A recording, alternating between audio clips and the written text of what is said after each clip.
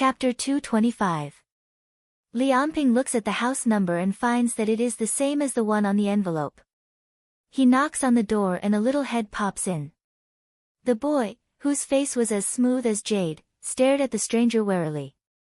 "Who are you looking for?" Li Anping forces a gentle smile and says, "Could you please give this letter to your parents for me?" "Brother?" Luo Dong holds back the urge to roll his eyes. The man in front of him has dark circles around his eyes and is fat. He looks even older than his father. Luo Dong holds back the urge to call him uncle. Luo Dong obediently takes the envelope. There is only an address but no addressee. The man doesn't look like a post office worker or a delivery man. Luo Dong is smart and he won't let anyone in easily. He asks the man in front of him if there is anything else and closes the door. The door is closed by Li Anping's nose. He still sees the exquisite wooden building and the green courtyard. He didn't know that there was such a house in the R city. What a rich family. Li Anping doesn't want to give up. Aunt Li told him that Lin Luoran bought a villa in the R city. If he knew that Lin Luoran was destined to be rich, he wouldn't have left her for Ellie. "It's all your fault." Li Anping walks in the alley and makes sure that no one is around. He kicks a can away and says, "You two bitches, you will pay me back one day for what you owe me." However, the can doesn't know what to do. It bounces back after hitting the wall and hits Li Anping's ankle. Li grits his teeth and limps back to the company. How could a can have that kind of elasticity? Unfortunately, it hit the Lin family's protective shield, causing Li Anping to suffer a small loss. Luo Dong goes to Lin Luoran with the envelope in his hand. Lin Luoran is looking for a place on the map with Rong Donglin. "Sister, a letter for you." Lin Luoran takes over the envelope and looks at the address printed on the computer. She is confused. Lin Luoran looks at the back of the envelope and finds nothing special. However, she doesn't open it right away. After being interrupted by Luo Dong, she suddenly remembers something. Lin Luoran takes out a leather envelope from under the desk and hands it to Rong. Rong raises his head. He has been bending over for a long time and his back hurts. But what does it mean? Rong looks at the 3 piles of old people inside the envelope and is confused. "Your translator's salary." Rong shakes his head. "I don't need so many." Lin Luoran takes the tea made by Luo Dong. "I haven't finished yet." "Why are you in such a hurry?" "This is not only your salary for translation but also the advance payment for this trip to Dongting." Seeing that Rong is about to say something, Lin Luoran interrupts him. "I know you are honest. Everyone is looking for a job. Friendship is one thing. You should make money with what you have learned. Don't let Professor Chi worry about you. Think about it. Am I right?" Lin Luoran pauses. No one in the world can live on the wind and dew. It's not shameful to make a living with what one has learned. Rong declines the offer because he doesn't want to take advantage of the Lin family. However, it's his job to be a translator. He doesn't have to turn down the salary now. What's more, his family doesn't allow him to be a virtuous man. Seeing that Rong accepts the tea, Lin Luoran takes a sip of tea and puts forward an idea that she has been thinking about for a long time. "Brother Rong, you know that our family is a little special. Luo Dong needs a teacher to teach him how to read and write. Can you consider becoming Luo Dong's tutor after you come back from Dongting?" "Tutor, Donglin?" Luo Dong nods. He has no objection. Seeing that the boy is full of expectation, Rong puts his hand on his forehead and says, "Let me think about it." Rong needs to weigh the pros and cons of being a part-time job or taking it as a full-time job. Lin Luoran doesn't want to push him too hard. She leaves Rong alone and walks out of the study with Luo Dong. Lin's house is full of reiki. Even the spring flowers are in full bloom. Lin Luoran sits down on the swing in the backyard and opens the strange letter. Lin Luoran ponders for a while and looks at the signature of the letter, Xin Yuanping. The name of the woman in black is Xin Yuanping. Lin Luoran has just learned the name of her enemy. The problem is that they just had a fight 2 days ago. Why does she send such a letter to her? The content of the letter is simple. I know you are going to the Dongting Dragon Palace. Lin Luoran, I'm afraid we have to cooperate this time. Well, even Lin Luoran feels embarrassed by these 3 short sentences. First, she has only offered a reward for the soul wood on the BBS.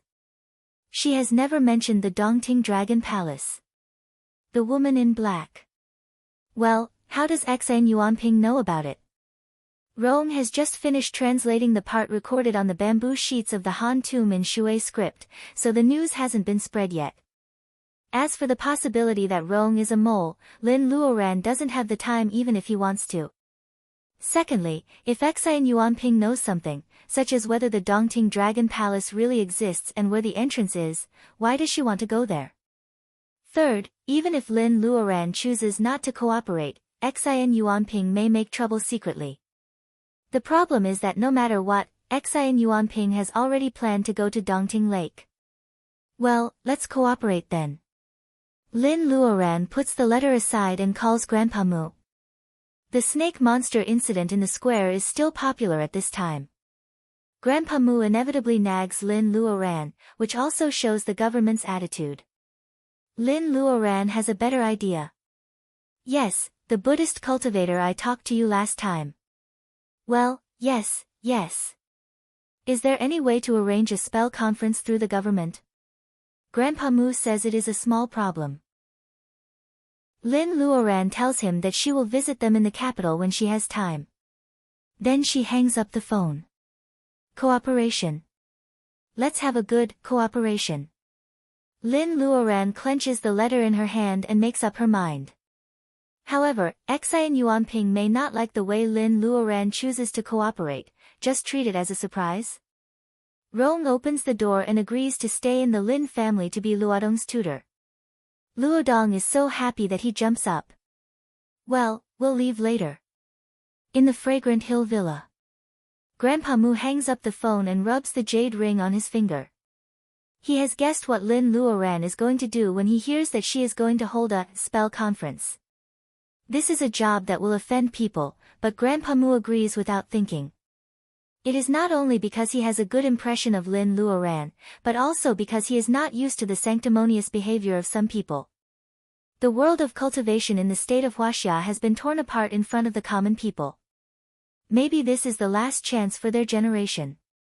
As for what to do in the future, Grandpa Mu has no idea. However, he believes that those who can adapt to the times the fastest will always have more opportunities than others. Spells are declining. It is such a coincidence that the girl of the Lin family appears at this time. While Grandpa Mu is still thinking, a figure comes in. It is Mu Tiannan, who looks weathered. This grandson of his is in his 30s, but he is still careless. Grandpa Mu is about to teach him a lesson when he notices that Mu Tiannan is not in a good mood. You already know, don't you? No. Know what? Master Mu has a bad feeling about this. Mu Tiannan laughs. There are suspicious tears in his eyes. In recent years, I have always thought that I gave the opportunity to my 6th brother. I don't regret it at all. I always want to help the Mu family develop well. Grandpa, you can give me another chance to choose. But it's ridiculous. You should have known that I have no Taoist root. I am useless in cultivation. Why do you still give me a chance to dream? It was really ridiculous. The elegant and arrogant third young Master Mu turned out to be a good-for-nothing. Mu Tiannan laughs crazily. He used to think that he can get anything in the world as long as he works hard. Chapter 226. It takes only 2 hours to travel from Changsha to Yeyang by train. It is drizzling today and the weather is foggy. The lake is covered with a layer of water vapor. Although it is the 21st century, some fishing boats with motors return from the lake. Lin Luoran and Rong are standing on the bank of Dongting Lake. The gentle wind and the drizzle fall on them. Even though they are fanning themselves, their clothes are still wet. The water is rippling. The area of Dongting Lake has shrunk. Even the water is not as clear as before. Even if there are dragons here, it is hard to imagine how they can survive in such a water. Lin Luoran doesn't see the dragons, but the fishing boats start to dump today's catch by the lake. The spring fishing ban was about to begin, and the fishermen were making the best use of their remaining time to catch fish. Therefore, boats of fish were pulled back amidst the clattering sounds of motors, and then dumped by the lake for the old, weak, women, and children to sort out. Of course, it is not the season to eat crabs. However, crayfish are still abundant in Dongting Lake. March and April are the season for crayfish to lay eggs. Taking advantage of the fact that the fishing ban hasn't officially begun, most of the fish dumped by the fishermen are crayfish. Crayfish are poisonous after they die and can't be eaten. The dead crayfish are piled up on the beach in March, giving off a disgusting smell. Lin Luoran likes spicy crayfish very much. However, she sighs at this way of fishing. Rome knows what Lin Luoran is sighing about. He scratches his head and says, "One of my roommates said that the crayfish in Yeyang is the cheapest. It is only 3 or 4 yuan per pound in summer. They can't raise the price, so they have to sell the crayfish." Lin Luoran smiles. She doesn't pursue the topic. Instead, she walks over with an umbrella. "Sister, do you sell fish and shrimp?" The fisherwoman works hard and waves her hand. "Not at retail. Not at retail." Lin Luoran doesn't insist. She asks every family on the bank. There are more than 10 fishermen on the bank. Finally, an old man who is smoking talks to her. The old man's skin is bronze because of years of hard work. He smells like fish. He is smoking a low-quality cigarette beside a broken boat. "Sir, is today's harvest good?" "This area is not big." The old fisherman has heard Lin Luoran chasing after other people to sell fish to her. He is waiting for the young couple to buy fish. However, Lin Luoran asks him if his harvest is good. The old fisherman finally looks at the young couple. Both of them looked to be in their early 20s. The boy looked ordinary, while the girl looked very lively. "Little girl, are you really here to buy fish?" The old fisherman took a puff of his cigarette and asked indifferently. Rong has been worried. He doesn't know what's wrong with Miss Lin. They flew to Changsha and then transferred to Yeyang. They didn't have any rest on the way. However, when they arrived at Dongting Lake, Lin asked for fish for no reason. Hearing the old man's question, Rong is enlightened. Sister Lin is so smart that she won't say anything without thinking. He may as well wait for Sister Lin's decision. Lin Luoran rolls her eyes. She looks like a naive schoolgirl. "Sir, of course we are here to buy fish. Do you want to sell your fish?" The old fisherman glanced at the fish and crabs in the cabin and put out the cigarette. "I'm too embarrassed to sell these 2 fish and crabs to you. If word gets out, people will think that I'm a bully." Seeing that Lin Luoran is not disappointed or angry, the old fisherman says, "But if you don't mind this place being dirty, I can cook fish for you." Rong looks at the old fisherman's boat. It is a fishing boat and a housekeeper. He can see the daily necessities on the corner of the boat. The boat is as dark as the old fisherman's skin. In other words, this is a dirty fishing boat. Miss Lin might not be able to eat in such a place. Rong thinks that Lin is going to refuse. However, Lin Luoran relaxes her frown and says, "Then I'll be thick-skinned and stay for dinner, sir." She closes her umbrella and jumps onto the deck. Rong has no choice but to get on the boat. He is confused. The old fisherman was not bashful at all. He started a fire with a thin wooden plank in the small stove, put an iron pot on it, and mixed some water to boil it. He then picked out some fish, shrimps, and crabs from his net and swiftly cut open their stomachs at the back of the cabin. He cleaned up the fish's stomach, the crayfish's head, and the crab's thin legs, and poured them all into the already boiling pot. There is no ginger, onion, or cooking wine. Rong is not interested in the fish and shrimps.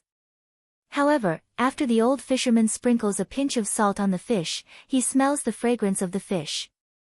The old fisherman takes out 2 porcelain bowls with the paint peeling off. He gives each of them a big bowl of fish.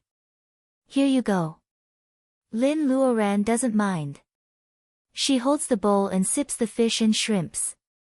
Maybe because there are no other condiments except for salt, the fish and shrimps taste bland to the people in the R city who are used to eating strong food. However, after a while, they can taste the special freshness of the game. It's delicious, isn't it, Brother Rong? Lin Luoran is satisfied. Rong says yes vaguely because his mouth is also full of fish. They don't seem to be pretending. The wrinkles on the old fisherman's face become smoother. Sir, thank you for treating us to fish, thank you for your patronage. The 2 of you ate 2 bowls of fish, and he drank an extra bowl of soup. Just give me 300 yuan. The old fisherman asks for the money, ignoring Lin Luoran's words. Don't talk about feelings. It's a waste of money. You. Rong's heart hurts. 300 yuan for 2 bowls of fish. This is not a hospitable fisherman. This is extortion. What's wrong with me? Did I say I would treat you 2 to fish? My fish is wild. You cooked it without any additives. It's only 300 yuan. The old fisherman rolls his eyes. Rong is speechless. Rong is not good at quarreling with others. He blushes because he is not good at quarreling with others.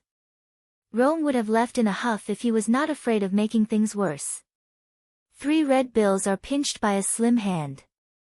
Lin takes them out of the wallet and hands them to the old fisherman. The wrinkles on the old fisherman's face are all stretched out. He takes the 300 yuan with his scale-covered hand and says happily, "Little girl, you are so smart." Not bad. Lin Luoran gives Rong a look to calm down. She sits on a small stool and starts to chat with the old fisherman. Maybe because of the money, the old fisherman always answers Lin Luoran's questions. Lin Luoran starts to ask, "Sir, you must have been fishing on the Dongting Lake for many years, right?" "Little girl, you have good taste. I have been fishing on the Dongting Lake since I was 9 years old. It's been 60 years. Gee, 60 years. The state of Huaxia was founded 62 years ago. He is really old." They chat all the way. It's getting late. The old fisherman feels that the 300 yuan is worth the time. He starts to get impatient again.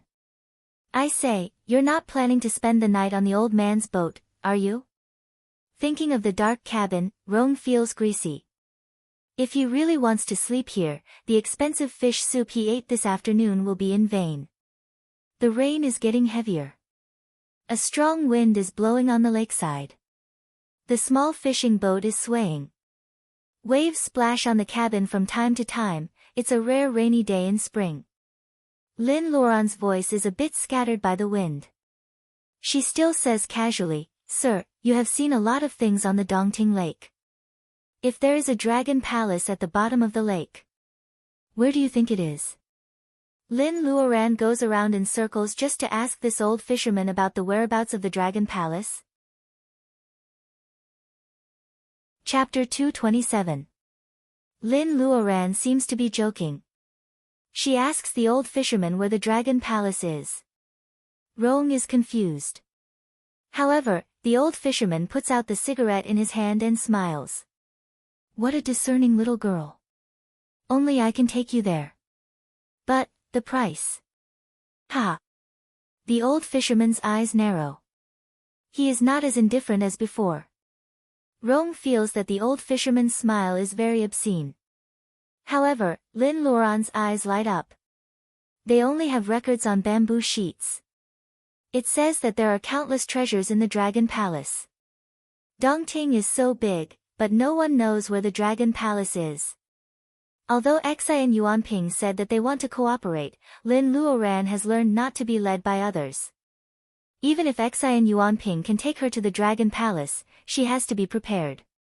In retrospect, Lin Luoran doesn't even know why she asked Liao about the Dragon Palace.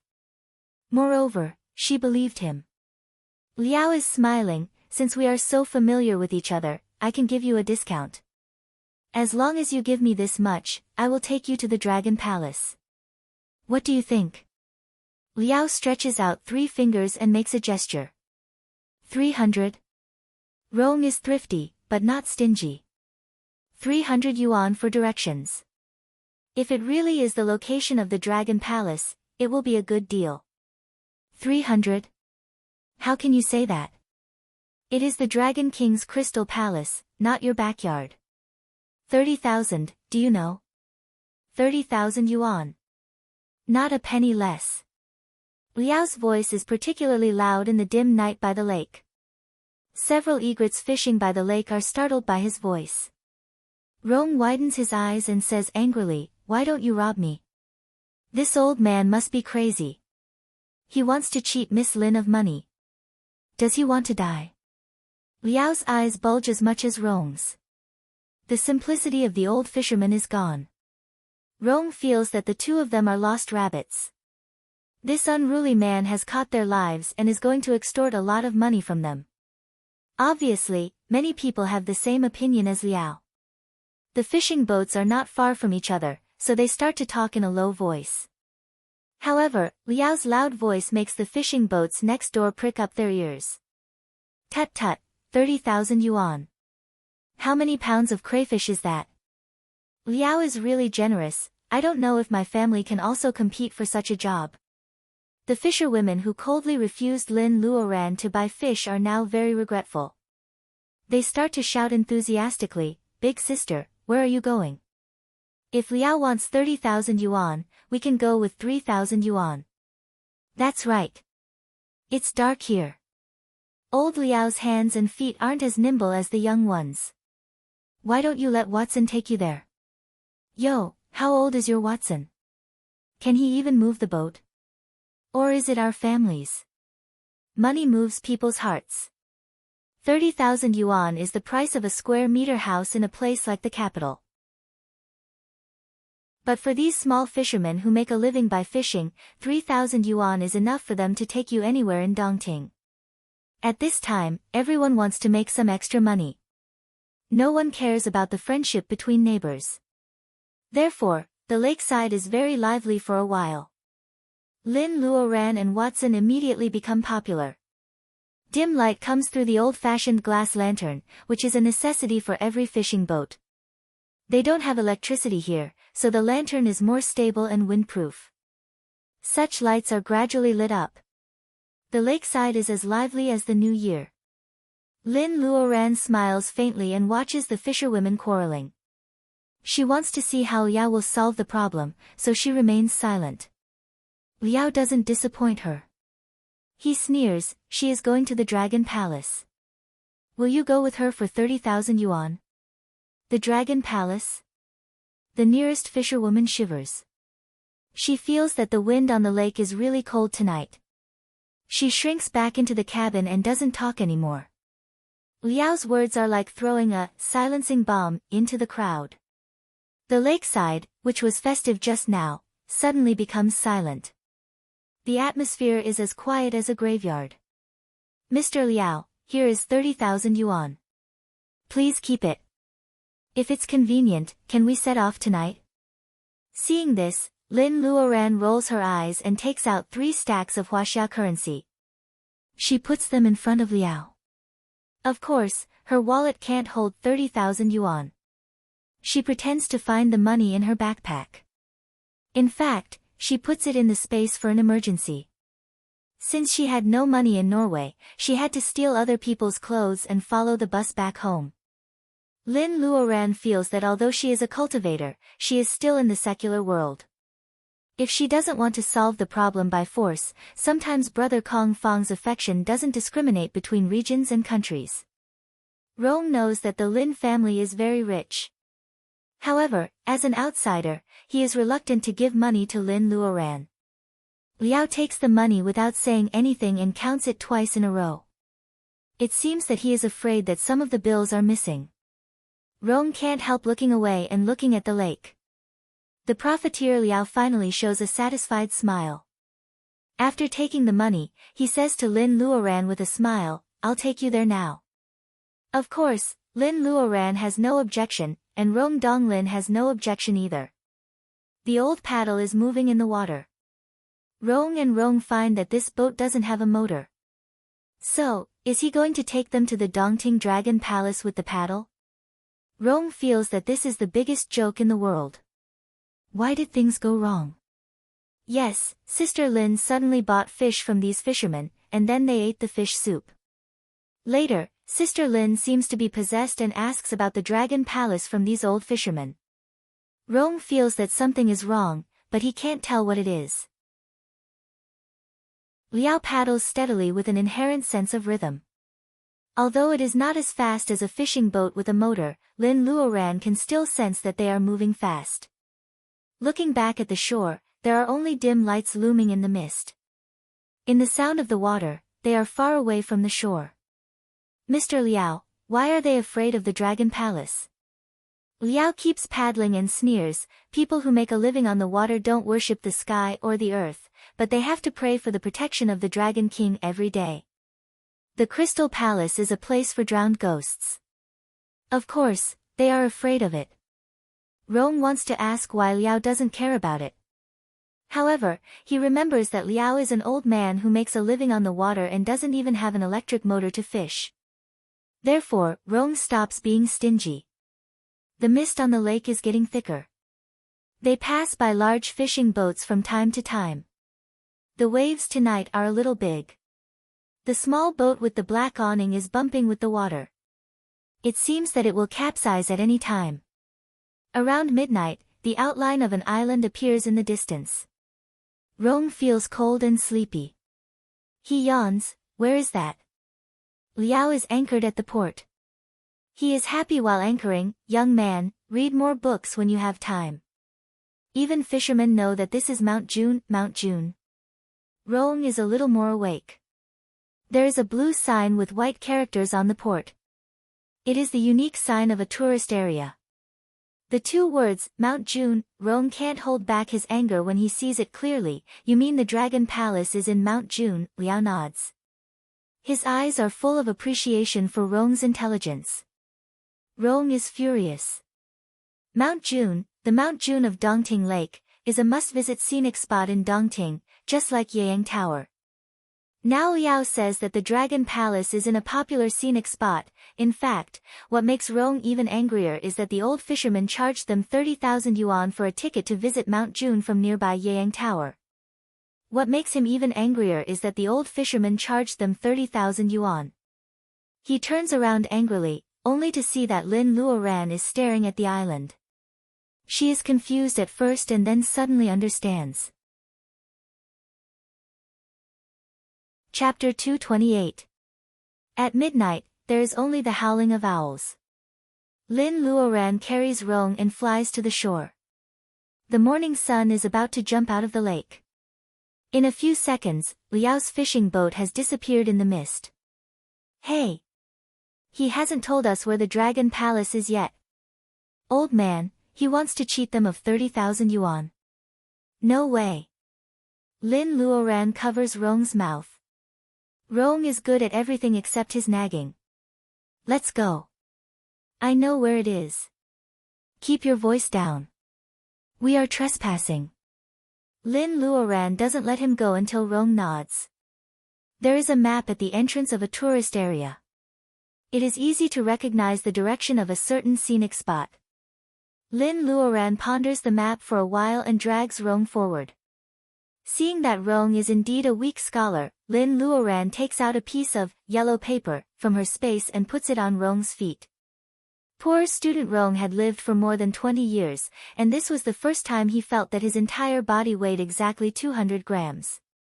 To put it more seriously, he suddenly felt as light as a swallow. Immortal means. Rong stumbles, but he follows Lin Luoran steadily. He doesn't notice that Lin Luoran can't help smiling. Lin Luoran doesn't admit that she is taking revenge. Rong is too slow, so she scares him with the teleport figure she got from Wen Guanjing. With the teleport figure on Rong's legs, he is like a tightly wound electric toy. Every step he takes is like walking on a spring bed. He can easily pass all the obstacles. Mount June is not big. It is far away from the Yang Tower of Dongting Lake. If you look down from mid-air, you will find that it is in the shape of a turtle. It is a beautiful island embedded in Dongting Lake. There are 36 pavilions and 48 temples. Lin Luoran and Nuying pass by the famous tomb of the second concubine. Naturally, Huang and Nuying were no longer in the mortal world. Instead, there were two statues of peerless beauties enshrined in the Xiang Fei Temple. They were heavily colored and their clothes were fluttering. They were surrounded by floating clouds, red cranes, tearful bamboos, lakes and mountains. The statues looked like they were about to fly into the sky. Even Lin Luoran stops for a second. The bamboos are dancing in the air. It sounds like they are crying or murmuring. It is so magical. She thought about it for a while and decided to stop worshipping the statue. Although there was no incense and candles, his heart was sincere. The two concubines would not be offended. The two of them flew past quickly. The morning sunlight shone through the gaps between the bamboo leaves and reflected in the eyes of the painted sculptures. The two clay beauties seemed to come to life, which was very magical. They disembark and go in the opposite direction. They almost cross the island and arrive at their destination on the other side of Dongting Lake. On the embankment a few feet away, the Dongting Lake is vast and misty. At this time, the water and grass are abundant. The morning sun rises and the morning glow intertwines. The endless Dongting Lake is dyed a mild red by the morning light. Rong is one of the few people in the city who are willing to study. Seeing the words, Lu Yi Well, above the pavilion, he takes a deep breath. Senior Sister Lin, this place is just a legend.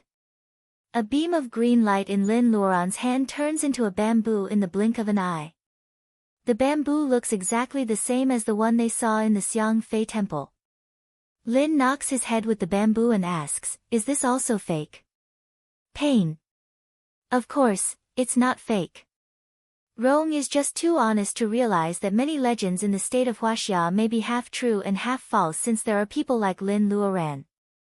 It is hard to say whether there is a southern heavenly gate in the depths of the Sea of Clouds. However, Lu Yi's message specifically mentioned the name of the Dongting Dragon Palace. It may not be a lie. The two of them look at the well in front of them carefully.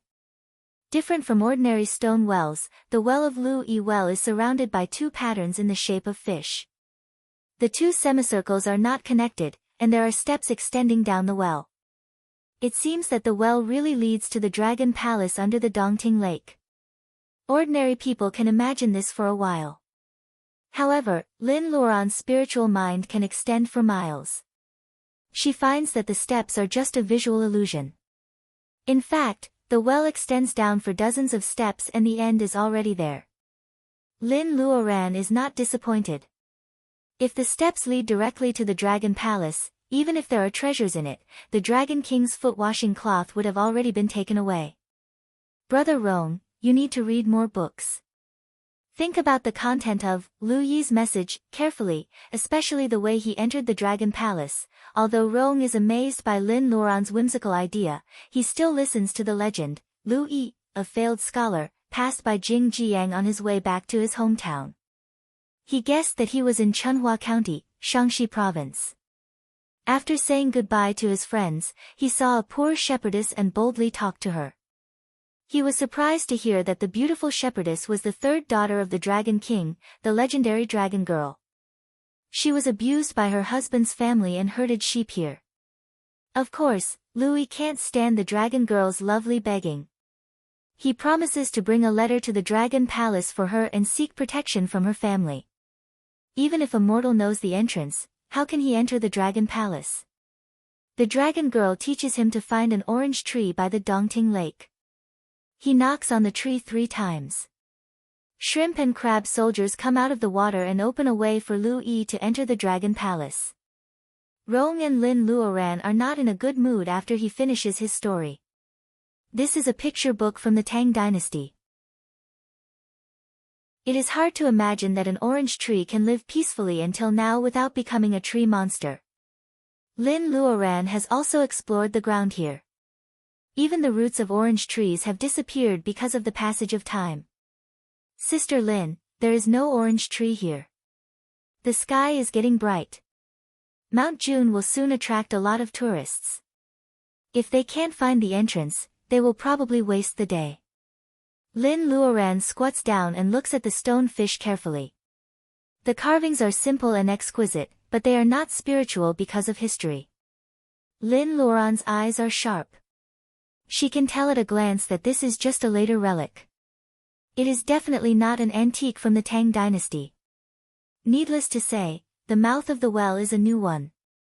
Wait, shrimp and crab soldiers come out of the water and open a way for Lu Yi.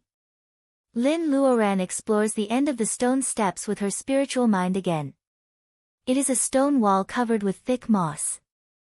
Lin Luoran can't tell what kind of stone it is. Lin Luoran's spiritual mind can't go through the wall, which attracts her attention. What does it matter if there is no orange tree? Lin Luoran is not a scholar like Lu Yi. As a cultivator with the Taoist root of the water, it would be shameful if she can't even make the water-dividing spell. Lin Luoran dares to make a spell to divide the water of the Sand River when she is still in the late stage of training qi. With her current level of cultivation, this extended well is not enough. Therefore, in the blink of an eye, Lin Luoran finishes making the water-dividing spell. The blue light is purer than the color of the sea. Lin Luoran says, "Open," in her right hand. The water in the well is separated, revealing the stone steps covered with moss. Oh, I remember now. Is this the spell that Luodong mentioned? Rong finds it interesting. He only sees the teleport figure flash and stick it to his feet. Then he becomes as light as a swallow and walks as if he is flying. This time, Rong finally sees Lin Luoran's spell. Of course, Rong doesn't know as much about cultivation as Luodong does. Luodong mistakenly calls the spell, so Rong doesn't know the difference. Let's go. The water in the well is divided into two sides. Lin Luoran is walking in the front, and Rong is following closely behind her. The water in the well is pouring down. Rong thinks it is a disaster. However, after a flash of blue light, Rong finds that there is a transparent cover around him and Lin Luoran. The cover is 1 meter away from the well. Lin Luoran lights up a ball of fire in her hand, illuminating the world under the well. It is the same as what she sensed with her spiritual mind. The entrance is narrow, but the deeper they go, the wider it is. Lin Luoran has to pay attention to any accidents. After all, this is the entrance to the Dragon Palace. The future is uncertain. Lin Luoran is multitasking, so she doesn't notice that Rong's face is flushed and his steps are not steady. The water cover is magical. Lin Luoran doesn't feel suffocated at all. However, the water is mottled. Rong feels that he is too close to Lin Luoran. He is a restless young man. He doesn't have any evil thoughts, but he can't resist the urge of young blood. It turns out that the water temperature is not low. Is he too close to Lin Luoran? It was only a few dozen steps, but Xiao Rong felt like he was walking with a fawn. It was just that a young man had a different thought, but when he thought of the Lin family's great family background, Xiao Rong's thoughts were automatically extinguished when he reached the end of the steps. There is a thick wall at the end of the stairs. Lin Luoran has explored the well and there are no other creatures in it. It is less dangerous here. A golden light jumps out from her fingertips like a dancing elf. Lin Luoran uses the golden light to scrape off the moss on the stone wall. The smooth stone wall is exposed. It is so smooth that there is nothing on it. Lin Luoran and Lin Luoran are disappointed. Rong steps on the moss and falls on the wall, which makes him dizzy. However, the echo makes Lin Luoran think about something. Both of them sensed it and very tacitly knocked on the wall for a while. It was not that they triggered a trap, but they confirmed that this was a hollow wall, or that there was a wall behind the wall. It seemed that divine sense was not always reliable. In this world, there seemed to be quite a number of places that could block divine sense and could only be discovered with one's bare hands. Lin Luoran sighs and asks Rong to step back. She exerts her strength, and the destructive power of a cultivator in the level of laying foundation is self-evident. The stone wall falls down, and the wall which excites Rong and Lin Luoran finally shows itself. There are some familiar characters on the wall.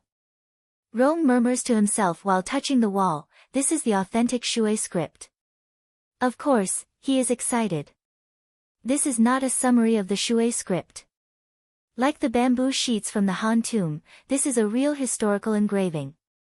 "Brother Rong, let's see what it is about." Lin Luoran is wise to bring Rong here. Who says that legends can't be trusted? Maybe the Shui script is really the language of the Shui nationality. Who can tell? Rong reads the content carefully. There are not many characters, so it is easy for him to recognize them. Chapter 229. The characters in the Shui script on the wall are vivid and clear. Rong, who has been educated since he was a child, can translate it at a glance. Because of this, Rong has a strange look on his face. What on earth is it? Lin Luoran comes out to urge Xiao Tianzi, "What on earth is it?" Rong makes up his mind. He closes his eyes and reads the words on the wall. Lin Luoran feels embarrassed, kowtow 3 times and enter the Dongting Dragon Palace. Not to mention that such a simple way is too childish, the inscription under the big characters almost blinds Rong and Lin Luoran. "Liao didn't lie to you, did he?" Liao. These characters are 100% written in the Shui script, but they are newly carved. Did Liao arrange all of this? Not to mention Rong, even Lin Luoran herself suspects that she has been fooled. Why did she trust Liao? Lin Luoran now realizes that she has no evidence. How can 3 kowtows count as kowtows? For some reason, Rong stretches out his right hand and makes a fist. He kowtows gently as if he is visiting a neighbor. The first time, the 2 people in the water dome are still the same. The second time, they stare at each other and can hear each other's breath. They are still standing in the same place. Rong is a little nervous. He looks at the 3rd time with his eyes closed. A few seconds later, a big whirlpool appears on the stone wall. The whirlpool pulls them in with an irresistible force. Even a civilized person like Lin Luoran wants to swear in this situation. She feels dizzy. The twisting force challenges the limits of people's postures. Bang! Lin Luoran falls on the ground. The water dome has been broken. Rong also appears on the ground not far away. His physical strength is too weak, so he has fainted. Lin Luoran gets up and checks to make sure that Rong is fine. She uses her wacken to wake up Rong, and Lin Luoran starts to look around. Fish can be seen swimming on the transparent dome. The lake is isolated from the outside. It is dry and bright here. This should be the bottom of Dongting Lake. There are many ancient palace-like pavilions. This is an ancient building complex. The tallest and largest palace had a dazzling golden gate standing in front of it. There were dragons and phoenixes carved on it. It was gorgeous and majestic, indescribably noble. This time, even Lin Luoran recognizes the handwriting on the plaque, Dongting Dragon Palace. Dragons really loved shiny treasures. Even if this was only the outer hall, she could still see red corals that were taller than a person on both sides of the door. There were also huge pearls inlaid on the door. On the corals on both sides of the gate, there are 2 broadswords. Maybe the broadswords were used by the shrimp soldiers and crab generals who used to guard the gate. However, the entire hall is empty now. Except for Lin Luoran and Rong Donglin, all fishes and shrimps are isolated outside the hall. Not to mention dragons, there is not even a turtle. Lin Luoran tries the door. When her wacken hits the door, there are electric sparks and thunder. Lin Luoran's wacken is like a stone sinking into the sea. Nothing happens. Lin Luoran knows nothing about inhibition. Even if she does, she may not be able to open the door. After all, the dragon race plays an important role in the legends of Huaxia. As a cultivator in the level of laying foundation, Lin Luoran can probably defeat a shrimp soldier. There really is a Dongting Dragon Palace. This outer hall was completely golden, and one could see the situation outside from the inside. Fish swam through the algae, isolating all the lake water outside the hall. To build such a huge palace in a deep lake with high water pressure, even with modern technology, it would not be easy to do, right? Rong Donglin walks around curiously. He even puts his face on the wall. If you have time, why don't you walk around? Even a bead here can be a top treasure. Lin Luoran knows that Rong's family is poor, so she kindly reminds him. Lin Luoran has checked the hall with her spiritual mind. Except for the gate, everything else is normal. There is no fluctuation of Reiki. Rong should be safe. Rong is not a fool. The red corals are the most valuable. They are as tall as a person and they are rare treasures. The problem is that he can't take them away. The whole hall is shining. He can't take them away. He walks around and finds a big pearl on the wall is loose, so he takes it away. Lin Luoran has already taken all the corals. If she doesn't take them away, Xian Yuanping will benefit from them. Corals of this quality can even be used to make some high-level boluses.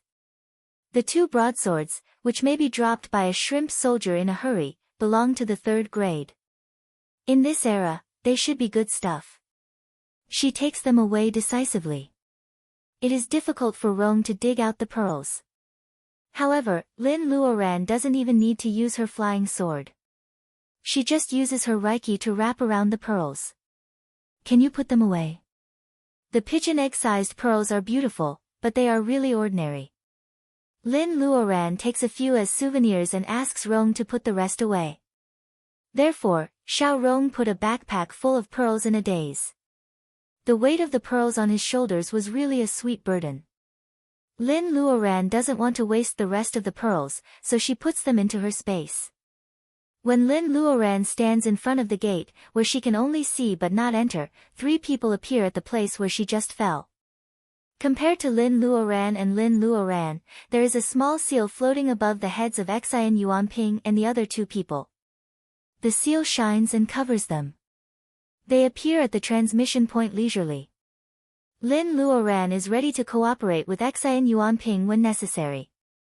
However, it doesn't include the surprise of seeing her ex-boyfriend and ex-rival in love at the same time, right? Ellie hasn't changed. With her sharp eyesight, Lin can even feel that Ellie's skin is getting better. Maybe this is why Ellie is here. It turns out that Ellie has been with Xian Yuanping these years. As for Lianping, even a good suit can't hide the fat on his face. His eyes are blue and his face is swollen. Lin Luoran takes a lot of effort to find his face from the corner of her memory. Finally, she matches him with the word ex-boyfriend. Even though she has already let it go, she still remembers the saying. I am relieved to see that you are not living a good life. Lin Luoran doesn't cultivate the Tao of ruthlessness. She is indifferent but not indifferent. She can let it go, but she is not a Mary Sue.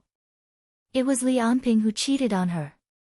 No matter what the reason was, even if it has been diluted by time, it will not become a sweet memory. Therefore, when Lin Luoran sees her ex-rival in love and ex-boyfriend, she finds that she is just a little disgusted. As for the hatred, it is not so serious. Fellow cultivator Lin, I have been looking for you everywhere. It turns out that you are one step ahead of me. Xian glances at Rong and knows that he is immortal. She doesn't show any abnormality. Lin Luoran nods slightly. Yes, I am here first. However, the gate of the Dragon Palace is locked. I am afraid that our cooperation will start from here. Xian Yuanping plays with the small seal in her hand. It is said that there are countless treasures in the Dragon Palace. Shouldn't we discuss how to distribute them before we enter? Lin Luoran sneers secretly. No one knows where the dragon race has gone. Probably no one will give up all their property before moving. Lin Luoran only hopes to find the soul wood as she wishes. She doesn't have much hope for other treasures and she doesn't look forward to it. I only want the soul wood. Xin Yuanping smiles, that's a deal. Fellow cultivator, please inject your water wacken into this small seal. The small seal in Xin Yuanping's hand looks ordinary. Is it the key to open the palace gate? As soon as Lin Luoran raises her right hand, a person falls out of the transmission point. Chapter 230. Dressed in a navy blue Taoist robe, there is still some baby fat on his face. His facial features are delicate and he looks like a girl. Who else could it be other than young Master An? Master Lin. And greets Lin Luoran first, regardless of other people's different expressions. It seems that An is following Xin Yuanping. Lin Luoran always feels that there is a hidden thread connecting things that she didn't understand before. However, the situation is not clear yet. In a flash, some ideas come to her mind so fast that she can't catch them. Since young Master An is here, he represents Taoist Huizhu. Of course, he should get a bigger share. Lin Luoran only wants the soul wood. She doesn't care about how much she can get. She makes this suggestion casually, but she is actually observing Xin Yuanping and An's expressions. Master Lin, you must be joking. An is here to find a lost relic of the Qingqing Taoist temple under the order of the superior. Please forgive me. An is very calm, as if it is natural for him to get a share. Of course, Xin Yuanping is not so natural. Lin Luoran sees that Xin is still smiling, but it is a fake smile. Huizhu is indeed making a big deal about this. Even though he is a cultivator in the later stage of laying foundation, he sends a disciple who hasn't even reached the later stage of training qi to get a share. Lin Luoran and Xin Yuanping are really disrespectful. Even if Lin Luoran doesn't care, Xin Yuanping is the most unreasonable evil cultivator who dares to attack the Qingqing Taoist temple. And is in great danger. Lin Luoran is certainly willing to be hated by someone. Miss Xian, can we start now? The combination this time is so strange. 3 mortals, a Taoist, an evil cultivator, and a female cultivator in laying foundation. Lin Luoran always feels uneasy. She doesn't know what danger is in the Dragon Palace. She just wants to find the soul wood as soon as possible in case something bad happens. Then let's start. Xin Yuanping doesn't know what to do. She puts up with Anne's seemingly calm but actually arrogant action and throws the stamp out. The stamp stops in the air 3 feet away from the Golden Gate. Lin tells Rong to stay behind her and injects pure water wacken into the stamp as Rong is told. The stamp is like a starving person, and the water wacken is delicious food. Lin Luoran is caught off guard and her water wacken is almost drained. Fortunately, the water nebula inside her body has formed. It quickly transforms the water Reiki absorbed from the bead into wacken. This place is the bottom of Dongting Lake, the former territory of the King of the Water nationality. Even the half-abandoned Dragon Palace is full of water Reiki, which is enough for the bead to eat. The small seal emitted a blue luster, and the abundant water's spiritual power almost made the spiritual power around it ripple. The blue light shrinks and shrinks. Lin Luoran is having a hard time. Seeing that Golem can't be fed enough, Lin Luoran's worry about Xin Yuanping's cooperation is lessened. There are only a few laying foundation cultivators in the state of Huaxia. Except for Xin, no one can provide such a huge amount of water wacken. She gritted her teeth and injected her water's spiritual power into the small seal, but she gradually felt powerless. The small seal seemed to have sensed that she was struggling, so it stopped absorbing. Xin Yuanping suddenly grabs Ellie, who has been quiet. In Ellie's panic, Xin Yuanping cuts her wrist and draws out a mass of blood. A large mass of blood is purified into 3 drops of essence blood, which Xin Yuanping puts into the small stamp. She let go of Ellie, who had lost too much blood and was pale. She stared at the small seal. Success or failure, it all depends on this moment. After absorbing the water wacken and drinking human blood, the small seal lost all its spiritual light. However, after circling 3 times, the blue light soared and a dragon roar came out, echoing through the outer palace of dozens of acres. Could it be that there were still dragons in the dragon palace? Xin Yuanping is delighted. She throws a jelly to Ellie, who is on the verge of collapse. After eating it quickly, Ellie's face finally regains a trace of color. A shadow gradually takes shape in the blue light. Ordinary people like Rong, Lianping, and Ellie are stunned. Even Lin Luoran, who has seen the fire phoenix, the silver fish, and the golden hawk and the cyan fox at home, is also stunned. As the totem worshipped by the state of Huaxia for thousands of years, the dragon means a lot to the people of Huaxia. They have always regarded themselves as the descendants of the dragon. The fishing boats on the Dongting Lake, which are seizing the last time before the fishing ban, find that the wind is raging. From time to time, all kinds of fish jump out of the water. Regardless of the fishing nets, they crazily gather and swim towards a direction deep in the Dongting Lake. They were only stupid creatures who didn't have any intelligence. However, they sensed the king's power in their bloodline. This is the power of inheritance hidden in the deepest part of their blood. It makes all kinds of fish rush towards the direction of the dragon palace, a pilgrimage.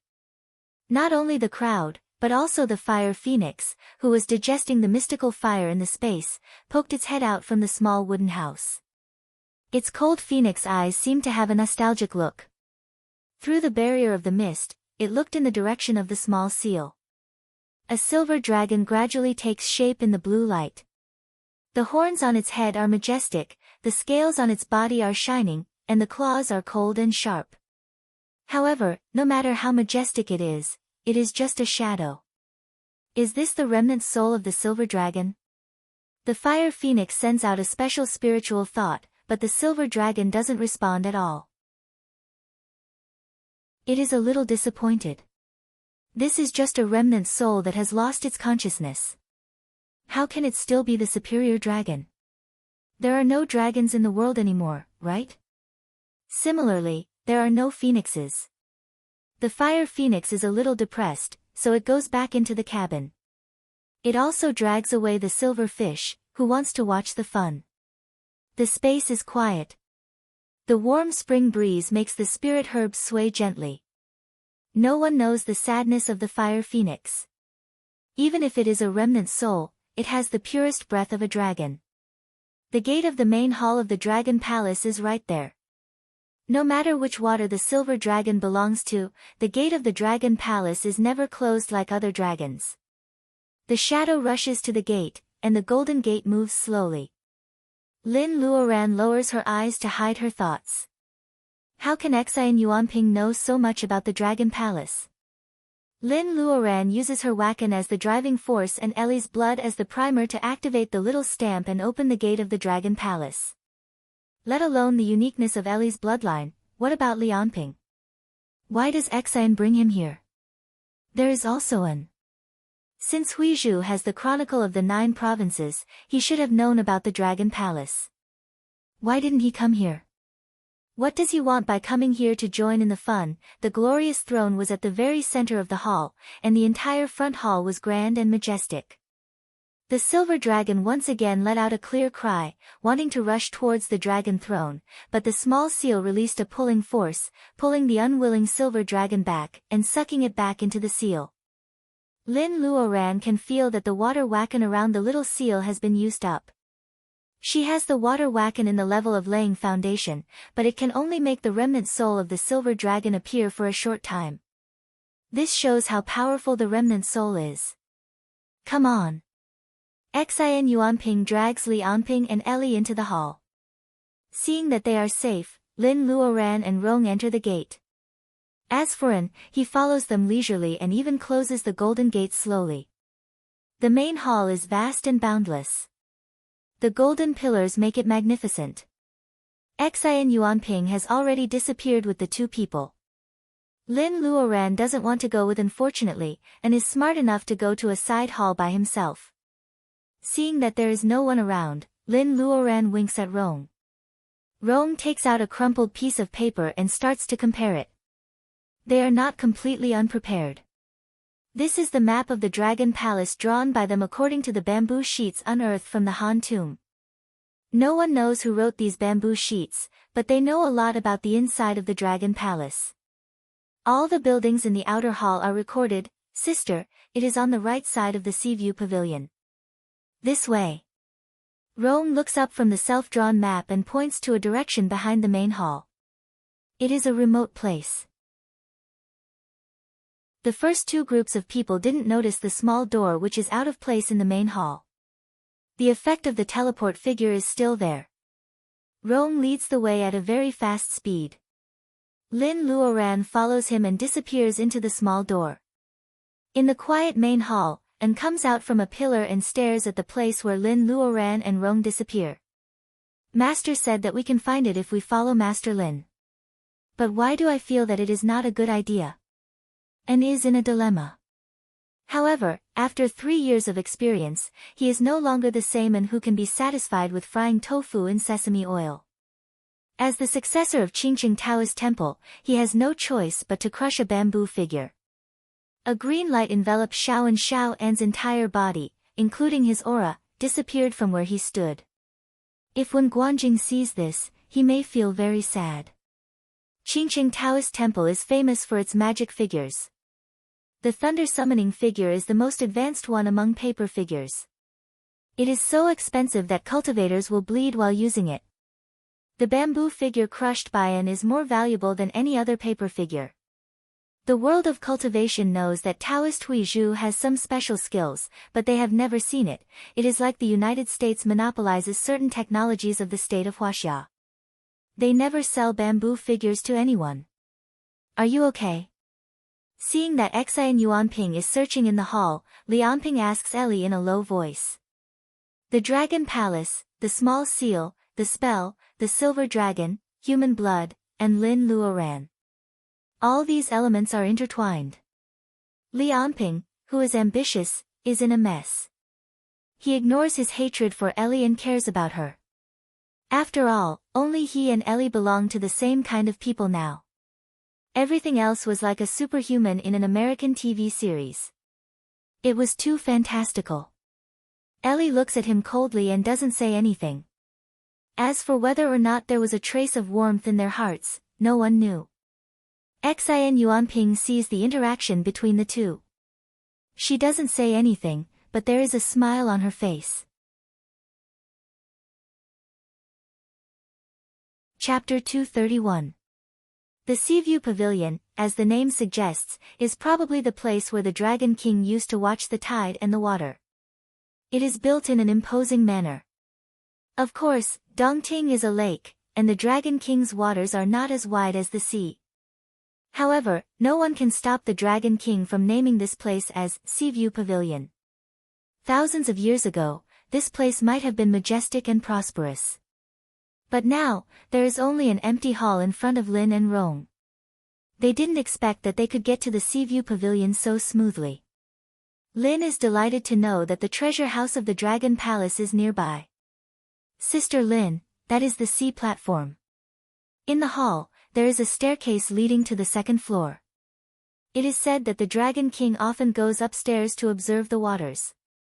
This is probably the tallest building in the Dragon Palace.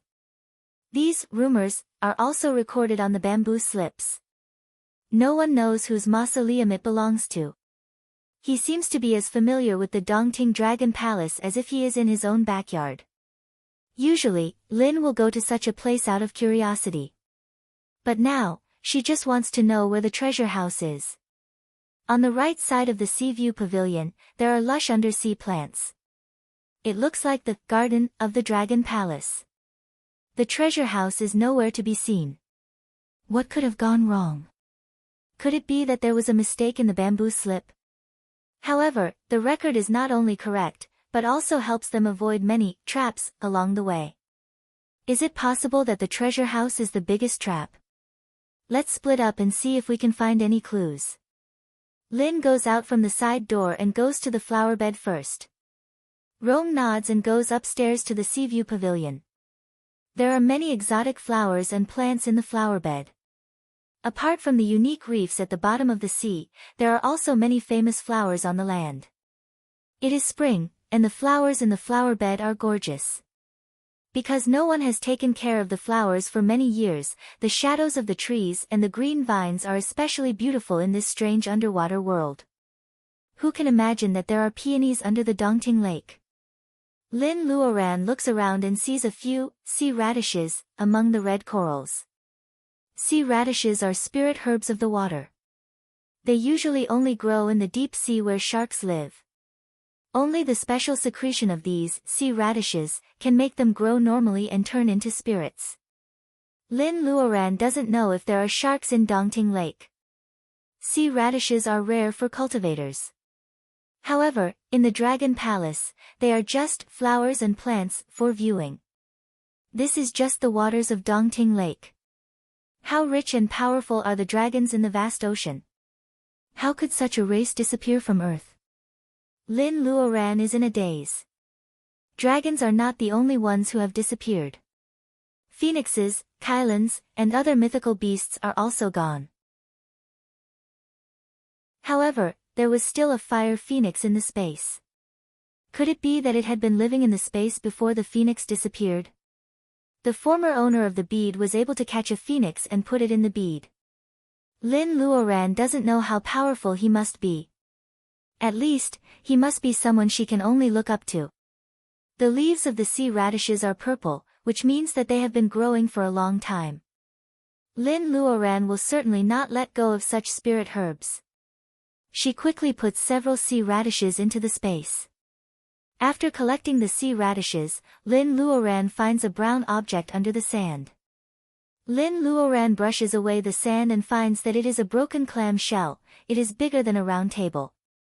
The clam has been dead for many years. There is also a black pearl in the size of a baby's fist in the sand. Obviously, it was produced in the clam. Both the quality and the size of the pearl are much better than the pearls that can be seen everywhere in the Dragon Palace. Dragons love money so much that they didn't even have time to take such a treasure with them. Obviously, they left in a hurry. What happened in those years? Lin Luoran always feels that the history of Huaxia from the primitive times to the Xia and Shang dynasties can't be justified by historians. What is missing? Lin Luoran looks at the bead on her wrist. The former owner of the bead may have just witnessed that era. Lin Luoran calms down and puts the black pearl away. Then she carefully searches this huge flowerbed. This tree looks strange. There are thorns on it and it is bald without any leaves. The Dragon King's aesthetic is really strange. Lin Luoran thinks about it and feels weird. It is not reasonable to plant such a tree in a place full of exotic flowers and plants. As soon as she reaches out her hand, a scream comes from the Seaview Pavilion. Oh no, it is Rong Donglin's voice. Is he in danger? Lin Luoran has no time to look at the strange tree. She flies up and rushes to the second floor of the Seaview Pavilion. The window creaks when Lin Luoran flies over.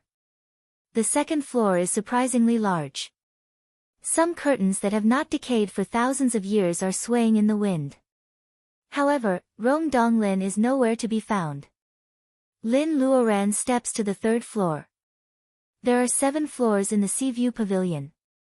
The lower floor is big and the upper floor is small. Lin Luoran quickly flies up to the 7th floor. It is empty. There is not even a table or chair in this Seaview Pavilion. However, Rong Donglin, a living person, disappeared under Lin Luoran's nose. This situation is very similar to the time when Baojia disappeared in the desert. Rong Donglin must have found something, triggered some inhibition and was teleported away. Damn it! Lin Luoran shouldn't have taken it lightly. Even if the dragon race has abandoned the Dragon Palace, it is not a place that cultivators can easily touch. No one likes to have thieves in their house, even if it is an old house. Lin Luoran hopes that there are no other creatures in the Dragon Palace. Especially the Hanba Saintess, who thinks highly of herself and loves to possess people for no reason. There shouldn't be, right? Lin Luoran doesn't have much confidence. She is still upset. Suddenly, something flashes on the roof of the 7th floor, which attracts Lin Luoran's attention. It is how to describe it? It looks like a telescope. That's right.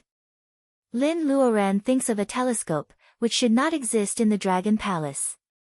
Lin Luoran flies up and touches the mirror. However, she finds a chair under her. Well, does she want to sit on the chair and watch? Lin Luoran tries. She doesn't dare to sit comfortably. Lin Luoran looks into the lens cautiously. Hey, this mouth is full of steel teeth. Isn't it a ferocious shark? Can she see the outside through the lens? What about the surface of the lake? Lin Luoran thinks of something and the sparkling surface of Dongting Lake appears in the lens. There is no fishing boat on the lake. It seems that fishing is prohibited today. The lens zooms out. Lin Luoran sees Mount June. She can even see the tourists in the port clearly. Maybe she can see everything around Dongting Lake with this telescope. Lin Luoran thinks of something. She can see everything from crabs nesting in the sand holes at the bottom of the lake to the continuous embankment of the lake. She tries many places and sees many big fish at the bottom of the sea and many tourists walking on the embankment of the lake. God, she probably knows how the Dragon King used to patrol the waters. No wonder this place is called Seaview Pavilion. Through this telescope, the Dragon King can know the situation of every fish and shrimp in Dongting Lake without going out. This, Lin Luoran suddenly pauses and the lens is also frozen. On a dirty boat with a black awning by the lake, Liao's seemingly honest face is so clear that even the wrinkles can be seen clearly. Liao seems to be aware that someone is peeping at him. He looks around and suddenly stares at Lin Luoran with a smile. He waves his hand as if he is greeting her. He can see here. Lin Luoran is shocked. The chair under her feet starts to move. She is actually attacked by a chair. To be precise, it is probably that the chair finds that the one peeping at the water is not the Dragon King himself, so it rebels and overturns Lin Luoran. In a hurry, Lin Luoran only sees that the pattern of the floor tile under her seems to be a little strange. She just touches the ground and then disappears from the 7th floor of Seaview Pavilion. At the same time, the chair disappears. Well, the telescope also disappears. Across the vast water, Liao on the boat with a black awning even drops the cigarette in his mouth. Alas, that girl is so easily scared. Liao is very depressed. He doesn't know who would be scared to death when they encounter such a strange thing. Old Liao, what are you talking about? The fishing ban officially begins. The fishermen start to pack up. They have houses in Yeyang, so they don't have to live on the lake during the fishing ban. They can only start fishing again in the summer. Liao puts out the cigarette but, I say, Watson's father, can you buy my fishing boat? Watson's father is surprised, you don't fish anymore. What will you eat in the future? Liao's eyes widen, bullshit. Don't I have children? Don't I know how to enjoy life? Ah, it turns out that Liao also has children. This is the first time I heard about it. Suddenly, the lakeside becomes lively. They have been fishing together for so many years. Although they are surprised that Liao has children, they still want to congratulate him for saying goodbye to the hard days and enjoying life. In the end, Watson's father spends 1,000 yuan to buy Liao's rotten fishing boat. This old fisherman who has been fishing for 60 years disappeared from the Dongting Lake and never showed up again. Occasionally, the neighbors scold Liao for forgetting everyone when he is enjoying life. But overall, most of them are happy for him. He has been working for 60 years. No matter what profession he is in, this is a glorious retirement. Liao is happy. When he leaves, his wrinkles are all wrinkled. He is generous this time and doesn't take away the ragged daily necessities on the boat. He waves to everyone and disappears in the stinky smell of crayfish. No one knows how happy he is. Finally, he gives away the thing he has been guarding for so many years. Everyone feels relaxed that it is quiet in the sea view pavilion. The hanging curtains move even though there is no wind. And shows up on the 7th floor.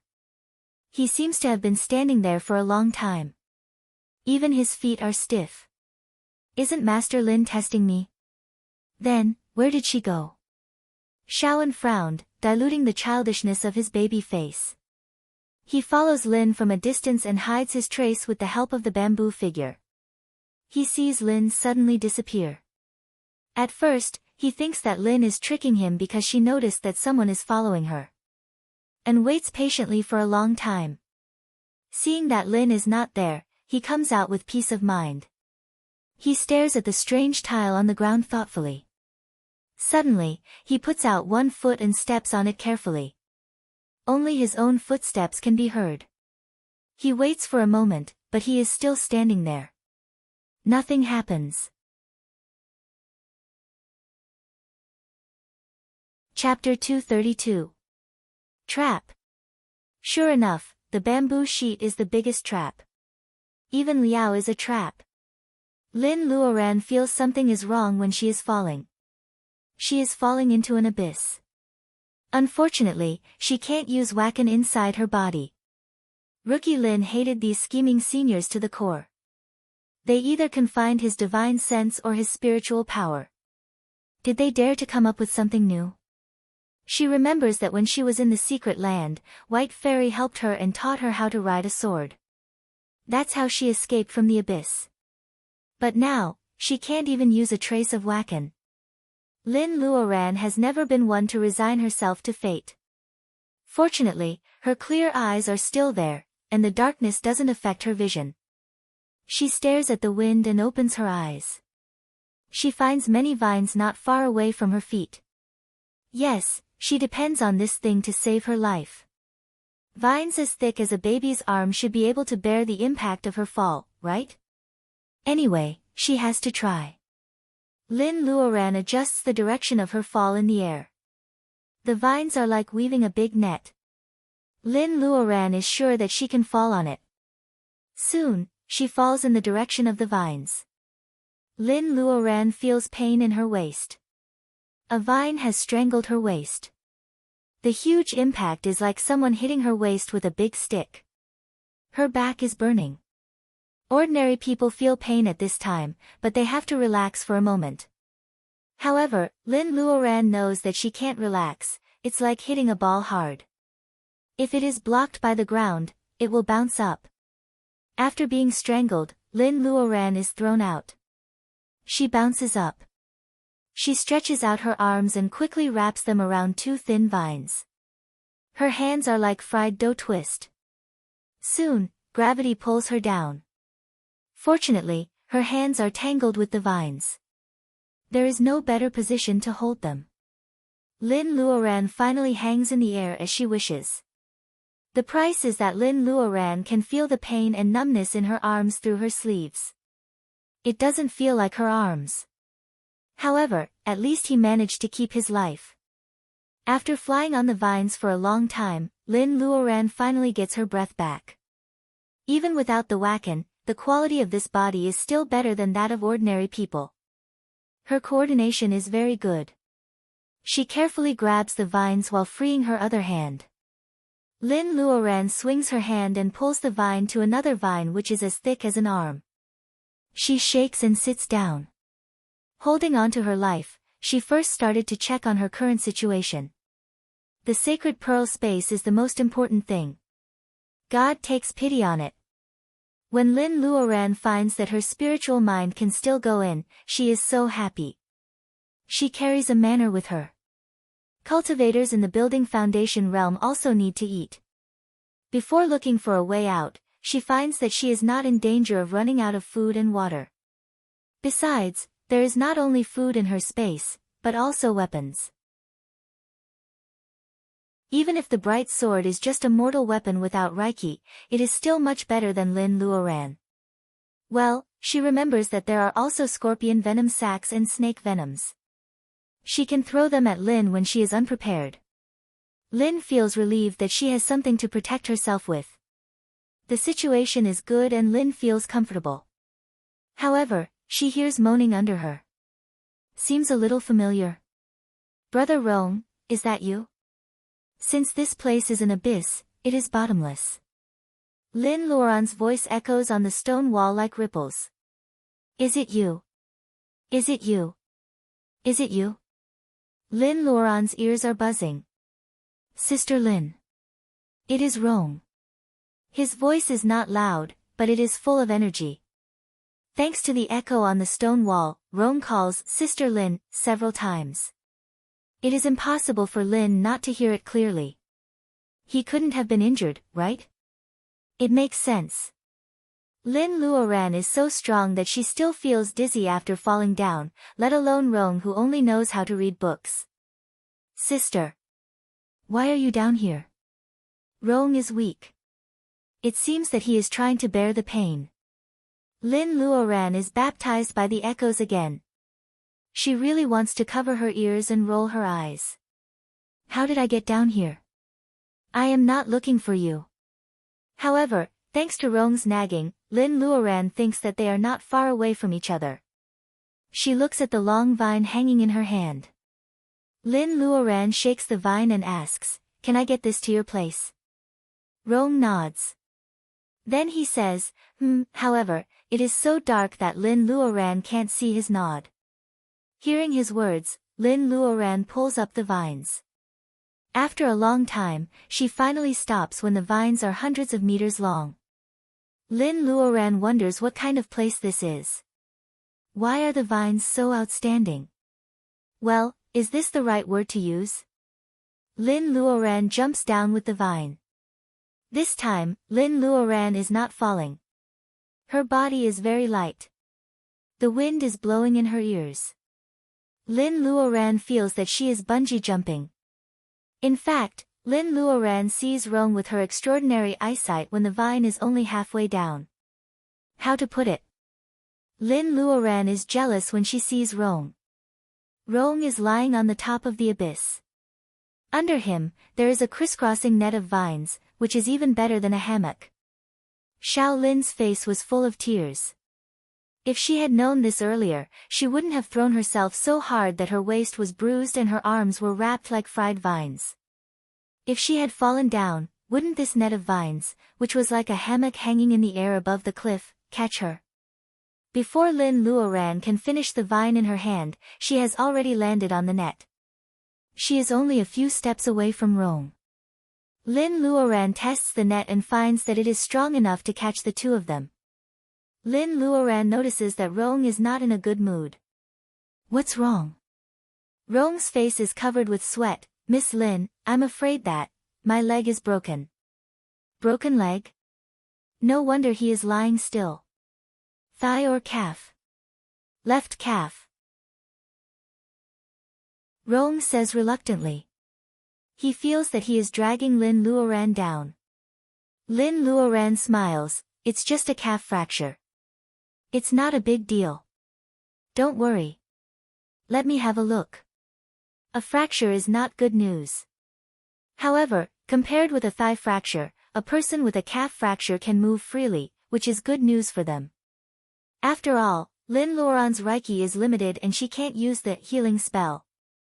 Lin Luoran carefully rolls up Rong's trousers. As expected, the angle of his calf is wrong. His leg is indeed broken. Lin Luoran is not an orthopedic doctor, but she has studied medicine for the sake of making elixirs. Medicine and medicine should not be separated. The space in the bead is Lin Luoran's capital. If she wants to make full use of the spirit herbs in the bead, she has to be able to identify the patient's condition. Rong's calf is swollen like a cake. The purple and red part in the middle is where the fracture is. Do you want a peach, or do you like apples or grapes? Lin Luoran takes out a big peach from the space and hands it to Rong. Looking at the big red peach, Rong swallows. He has been in pain for a long time, so he feels thirsty. Though he doesn't know how Lin Luoran hid the peach, he can't forget the taste of the fruits in Lin's house. Rong takes over the peach. Sister Lin is so considerate. She cares that he is thirsty. Rong takes a bite of the peach. It tastes better than what he had in Lin's house. However, the peach tree has just bloomed. A few days ago, he saw peaches the size of a fingernail in the backyard of Lin's house. How can he eat them? The peach is delicious. Rong is intoxicated by it. With the peach in his mouth, he feels a sharp pain in his calf. Sweating profusely, Rong stares at Lin Luoran with the peach in his mouth. All right. I've set your leg. Don't move. I'll apply medicine to your wound. Sister Lin, you are so strong. So this peach was to divert my attention. Lin Luoran finds 2 spirit herbs from the space. She squeezes out the juice and applies it to Rong's wound. Then she finds a piece of cloth and a wooden board to fix the wound. Rong's wound is cool. He only feels pain when the bones are connected. He knows that the 2 herbs Lin Luoran gave him must be extraordinary. He wants to say something, but he doesn't say anything in the end. Don't do anything strenuous these days. You should be fine. The 2 spirit herbs are used to make grade 3 boluses. Relieving swelling and removing blood stasis is only one of the effects. Lin Luoran can't refine them now, so most of them are wasted. However, she doesn't mind using them to treat Rong. There is no day or night in this place. Lin Luoran has no wakan and her spiritual mind can't reach the end. The only thing they can do is to chat. It turns out that Rong noticed the strange pattern on the floor tile and dropped it when he touched it. He couldn't control his speed. When he fell into the net of vines, he bounced on the stone and broke his leg.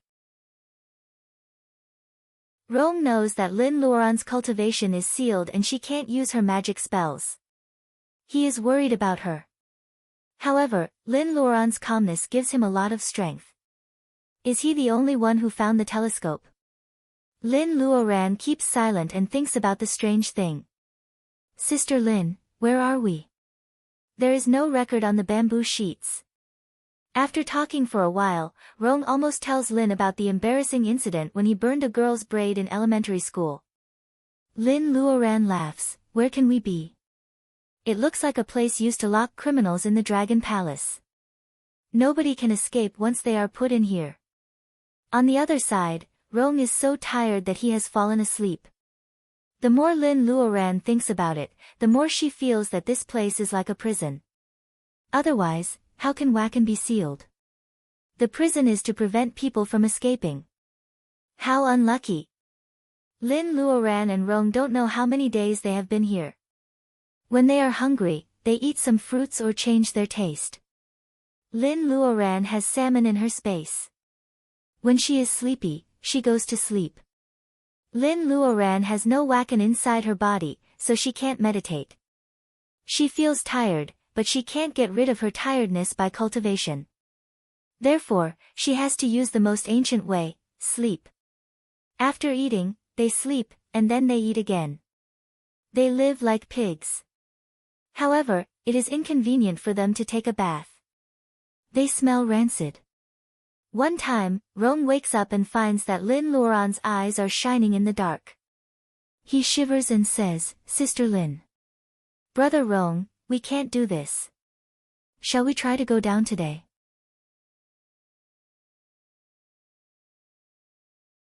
Chapter 233.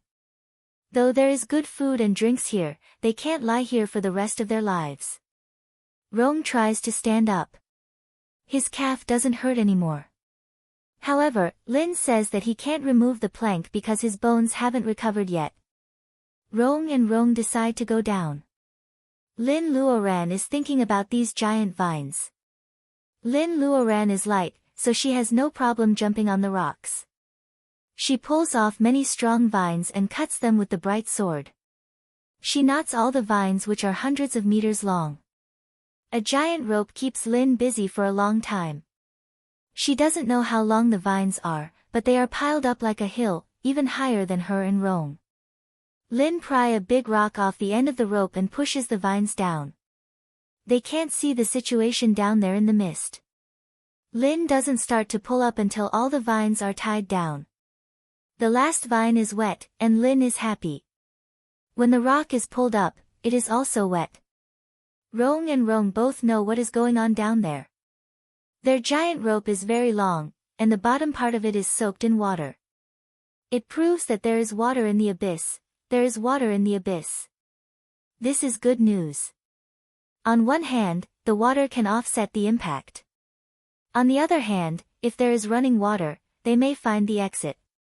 Lin Luoran starts to dig into the mountain. She wants to tie the vine ropes to the net, but she worries that the vines can't hold on the rocks because of the impact. She takes out the bright sword and starts to dig holes on the rocks. She wants to hollow the inside of the net and leave some rocks on the outside. She wants to put the vines through the net to fix the end. The rocks she leaves outside are very thick. It is not easy to hollow the two ends of the net. Fortunately, the bright sword is sharp. Lin has been through bone marrow cleansing and tendons cleansing, so she is very strong. However, she is dirty because of the debris. Rong has known Lin for the first time. Even in a crowded and noisy train, Lin could be at ease as if she was enjoying tea at home. Rong has never seen her so embarrassed. Well, it seems that cultivators don't agree either. Rong sighs and continues to pull the vines. Lin gives him the task of checking if the vines are tied firmly. They work for a long time. When Lin Luoran feels tired, they finally dig through the rock. Because they had taken a lot of vines, the net under their feet was not as strong as before, so they had to be careful when walking. Lin Luoran decides to have a good meal since she has to have enough physical strength before taking action. This time, she didn't just take out fruits, she also took out a small jar of spiritual wine. The wine is made by Lin herself. The wine is mild. Rong feels warm after drinking 2 cups. Lin drinks a cup of the best monkey wine made by the old monkey.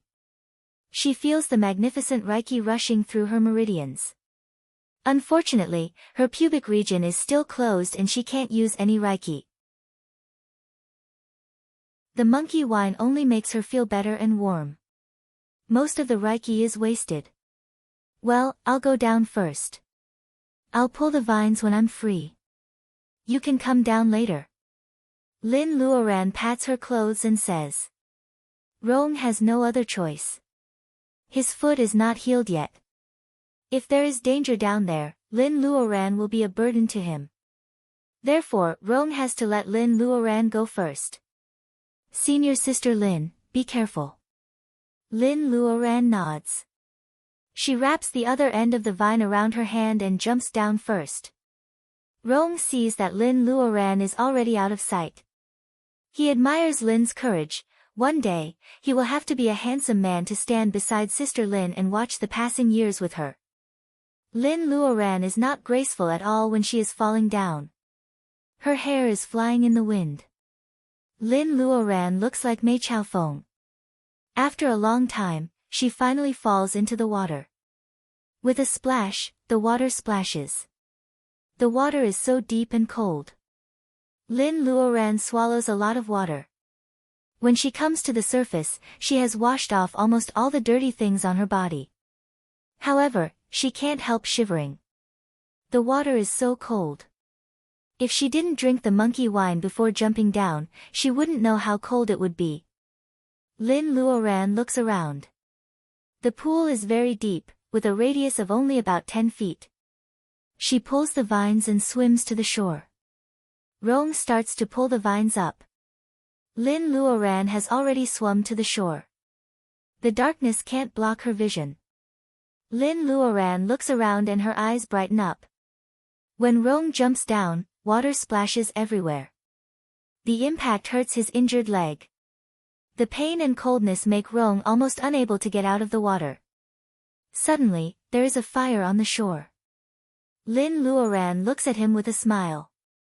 She throws a vine into the water and pulls Rong up.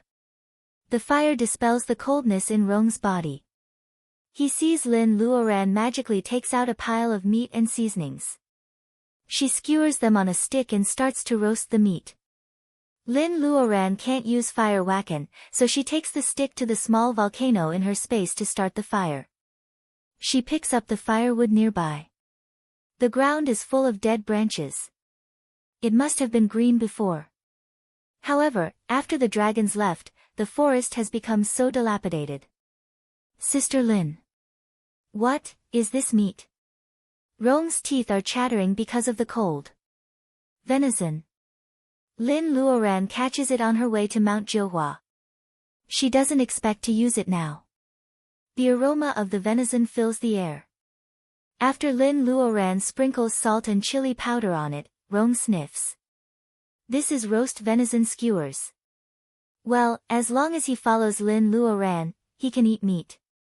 Rong grimaces because of the heat. The venison is not much, but it makes him feel refreshed. After the skewers are finished and the clothes are dry, Lin Luoran makes a torch. She gives a stick to Rong and they start to search the place. It's so cold here that they can't stay for a long time. They have to move forward. The path is neat. It doesn't seem to be natural. It must be man-made. Lin Luoran and Rong look at each other. They don't know what this place is for. The fire is dim. Lin Luoran looks at the road from time to time. There are deep cracks on the smooth stone walls. Are they scratched by some creatures? Is it a dragon? Lin Luoran and Rong speed up. Rong can't walk with his left foot. It's hilarious. However, no one can laugh at this moment. A heavy atmosphere pressed down on the two of them. They were here to search for the dragon clan's relic, not to confront the divine dragon. The dragon race must have left. Lin Luoran clenches her fists. Not just the walls, there were also cracks and holes of different sizes on the ground. Some of them did not look like scratches. If one were to imagine, it would be more like the traces of bizarre magical equipment and spells left by two parties in a fierce battle. After walking for a long time, they see an arched cave in front of them. The cave is about the height of 3 or 4 people. The iron door is locked and the copper lock is rusty. Water race, stop. This is the Shui script chiseled on the entrance of the cave. The dragon pattern is looming. The identity of the person who left the message is clear. Sister, we are not the water race. It's rare for Rong to be so considerate. Lin Luoran pushes the iron door hard. To her surprise, the door doesn't open, but falls backward. Few things can stand the ravages of time, even the forbidden area of the dragon race. The door falls, raising a lot of dust. The cave has not been ventilated for many years. A rotten smell comes in. The air quality is not up to standard. Lin Luoran waits patiently for a while. When the foul air is almost gone, she and Rong go in. The fire lights up the cave. Rong finds the lamp on the wall first. Lin Luoran lights up the copper lamp with a torch. A fragrance fills the air. Rong is worried that the smell is poisonous. Lin Luoran waves her hand, it's okay. It should be the special smell of the everlasting lamp. Of course, Rong knows about the everlasting lamp. Oil will decompose and disappear with the passage of time. It is said that only the oil extracted from mermaids can last forever. It is called the everlasting lamp. There is an everlasting lamp in the mausoleum of the first emperor of the state of Huaxia. Thinking that the oil is made from a creature with a mermaid's appearance, Rong feels nauseous because of the fragrance of the oil. Lin Luoran has lit up the oil lamps on the wall one by one. The copper lamps are not big, but there is one every few steps. The whole cave is as bright as day. This place has a radius of hundreds of feet and a height of more than 10 meters. Under the light of the oil lamps, there is no place to hide. Therefore, Lin Luoran and Rong find a skeleton in the center of the cave first. Ah! Rong's eyes are wide open. Even Lin Luoran is shocked. The bones of the skeleton are as clear as jade. Under the fire, they are crystal clear. More importantly, Lin Luoran has never seen such a big skeleton before. Whale skeleton? Dinosaur fossil? No, they are not long enough. The 2 horns on the skull tell Lin Luoran and Rong what it is. However, Lin Luoran can't believe it. In fact, anyone would be stunned to see something that looked like a dragon skeleton in front of them, that was a divine dragon. Even if it was a dead dragon, its skeleton would still give off an indescribable pressure.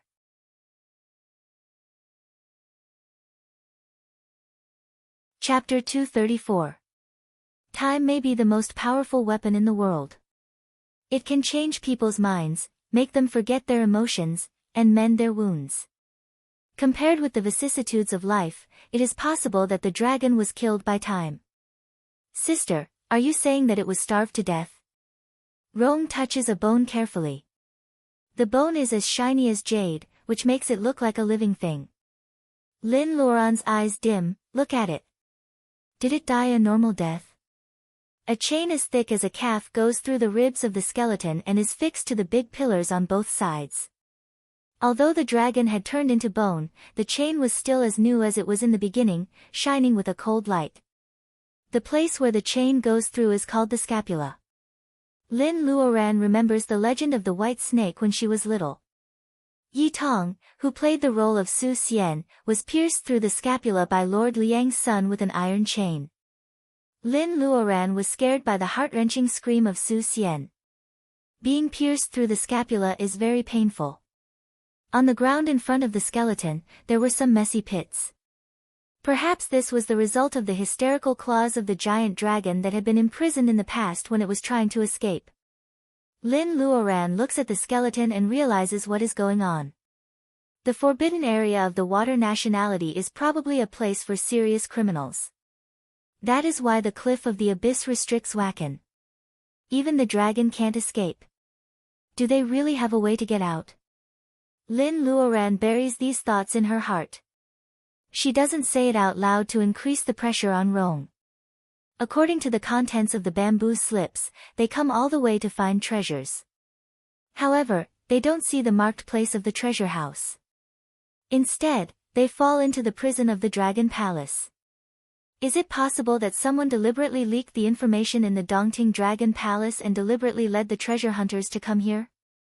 Lin Luoran feels that her guess is reasonable. However, the migration of the dragon nationality doesn't mean that there are no human cultivators here.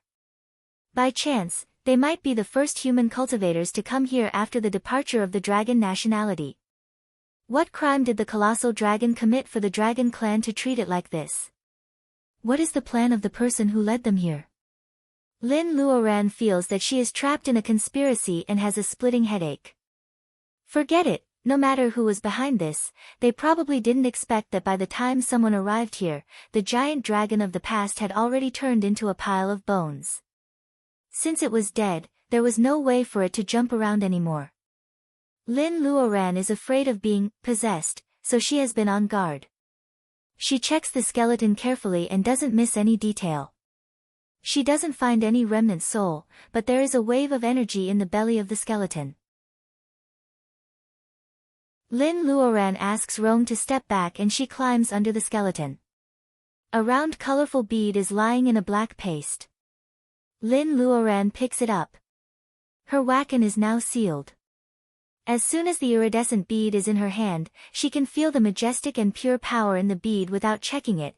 Looking at the cool air emitting from her palm, it doesn't seem to be one of the Wakan of the 5 elements. Is it a power of a higher level than Wakan? Dragon Ball. This is a Dragon Ball. Only the Dragon Ball that contains the power of the dragon can explain the state of the earthly bead. For a moment, Lin feels that her hands are shaking. Lin Luoran doesn't dare to test it with her spiritual mind. She is afraid that something bad will happen, so she throws the bead that seems to be a dragon ball into the space. As soon as the iridescent bead is in the space, the fire phoenix jumps out again while Lin is studying the skeleton. It flies around the bead, identifies the authenticity of the iridescent bead, and argues with the silver fish. Lin Luoran comes in with a bone in her hand and sees that the fire phoenix is about to peck at the iridescent bead. Lin Luoran's eyes turn red because of anger. She is so confused that she doesn't care about her image anymore. Lin rushes at the phoenix. The silver fish is startled and jumps into the air. The fire phoenix flaps its wings and flies up. It finally swallows the iridescent bead. Lin Luoran holds the phoenix's upper body and is carried into the air by the fire phoenix. The sky in the space is not high. Lin Luoran holds the feet of the fire phoenix tightly. From time to time, the phoenix flies over the branches of the apple tree or the thorns of the chestnut tree. The fire phoenix is furious, but Lin Luoran doesn't let go. The fire phoenix is so angry that it yells, "Stingy! This dragon tribe is useless to you human cultivators. You don't accept the precious dragon marrow, so why are you hugging me?"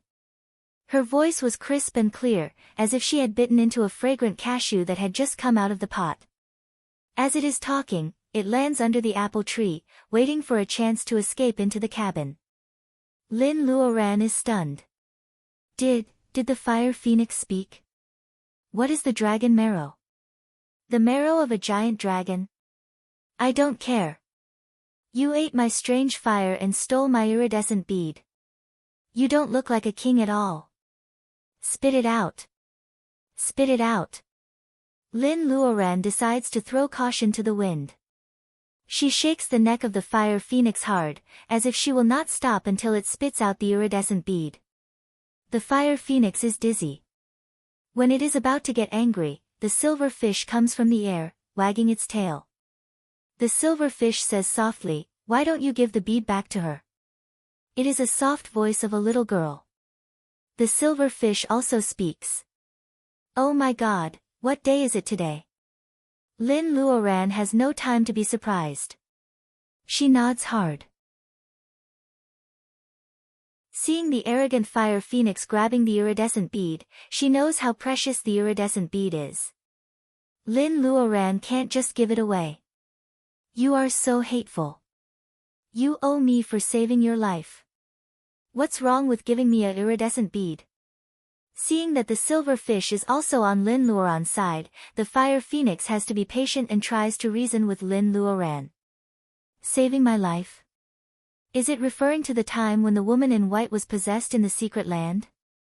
Lin Luoran remembers quickly, but she still shakes her head like a rattle. My life is not as valuable as the iridescent bead. That's a different matter.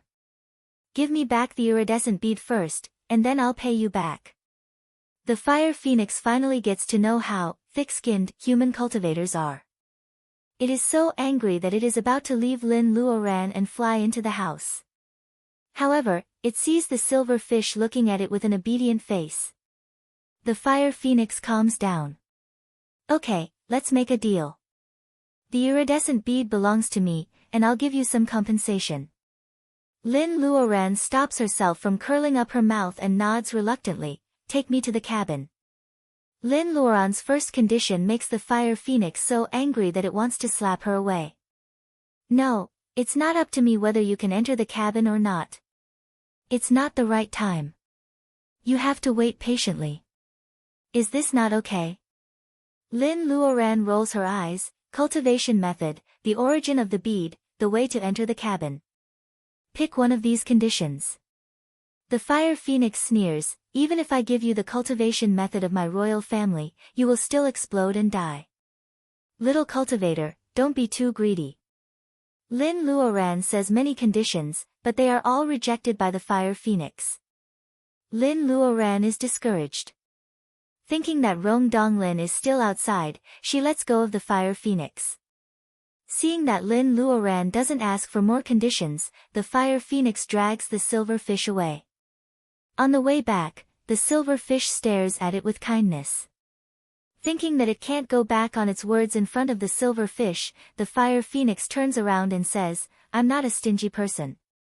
If you have any questions in the future, I'll tell you everything I can. What do you think?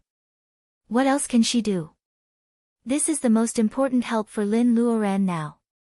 She smiles happily. Soul wood, I'm looking for soul wood. Such a small thing. The fire phoenix rolls its eyes and replies lazily, I see. Anything else? What is the dragon marrow? Also, why can't we use Wacken here? You are friends with the dragon race, right? Do you know how to get out of here? Lin Luoran asks a lot of questions. She speaks so fast that the silver fish is stunned and the fire phoenix's brain goes blank. What kind of person is she?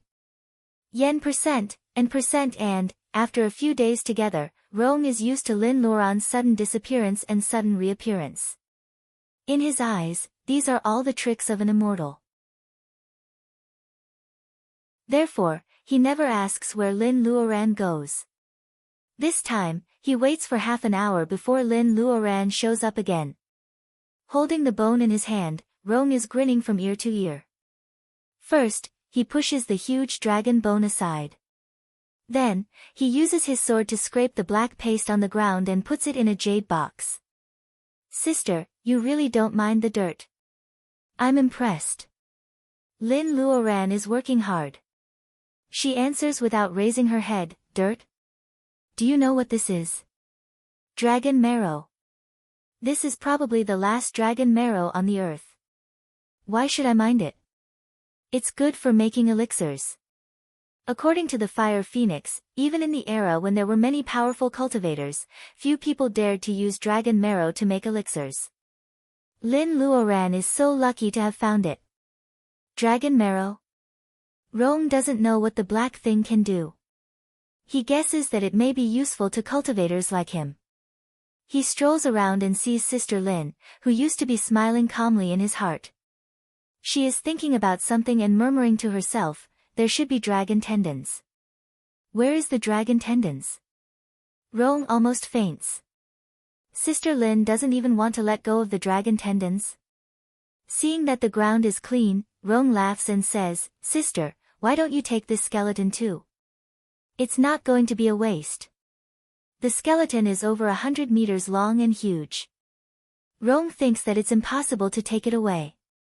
He is just joking with Lin Luoran. However, Lin Luoran gives him a, you have a bright future, look. Brother Rong, that's a great idea. Fire Phoenix said that every part of a dragon's body is a treasure. Lin Luoran doesn't want to let go of this huge skeleton. Since she can't find the dragon tendons, she decides to take the skeleton first. Seeing that Lin Luoran is going to pick up the scattered bones, Rong almost trips over himself. Is this really Sister Lin? She is Lin the exploiter.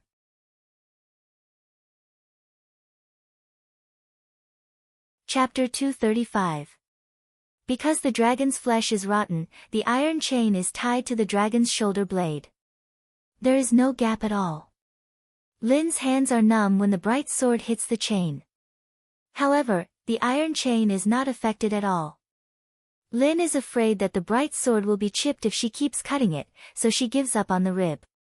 She removes the dragon bones from the joints and puts them into the space in batches. If the space were not so big, Lin would not have enough space to store the dragon bones. Even so, the bones are piled higher than the tallest apple tree in the space. The Fire Phoenix and the Silver Fish have talked to Lin, so they can't pretend to be indifferent anymore. They occupy the swing under the apple tree and point at the dragon bones. Lin has no time to talk to them. She turns around and leaves the space. There is still a rib on the iron ring, but the Fire Phoenix wants a complete set of dragon bones. Lin doesn't know what it can be used for, but she has a feeling that it will be worthwhile to give some benefits to the Fire Phoenix which has lived for many years. How can I get it off? Lin holds the rib which is as thick as an adult's arm and thinks. Rong doesn't want to look at her at all. Lin has ruined her image today.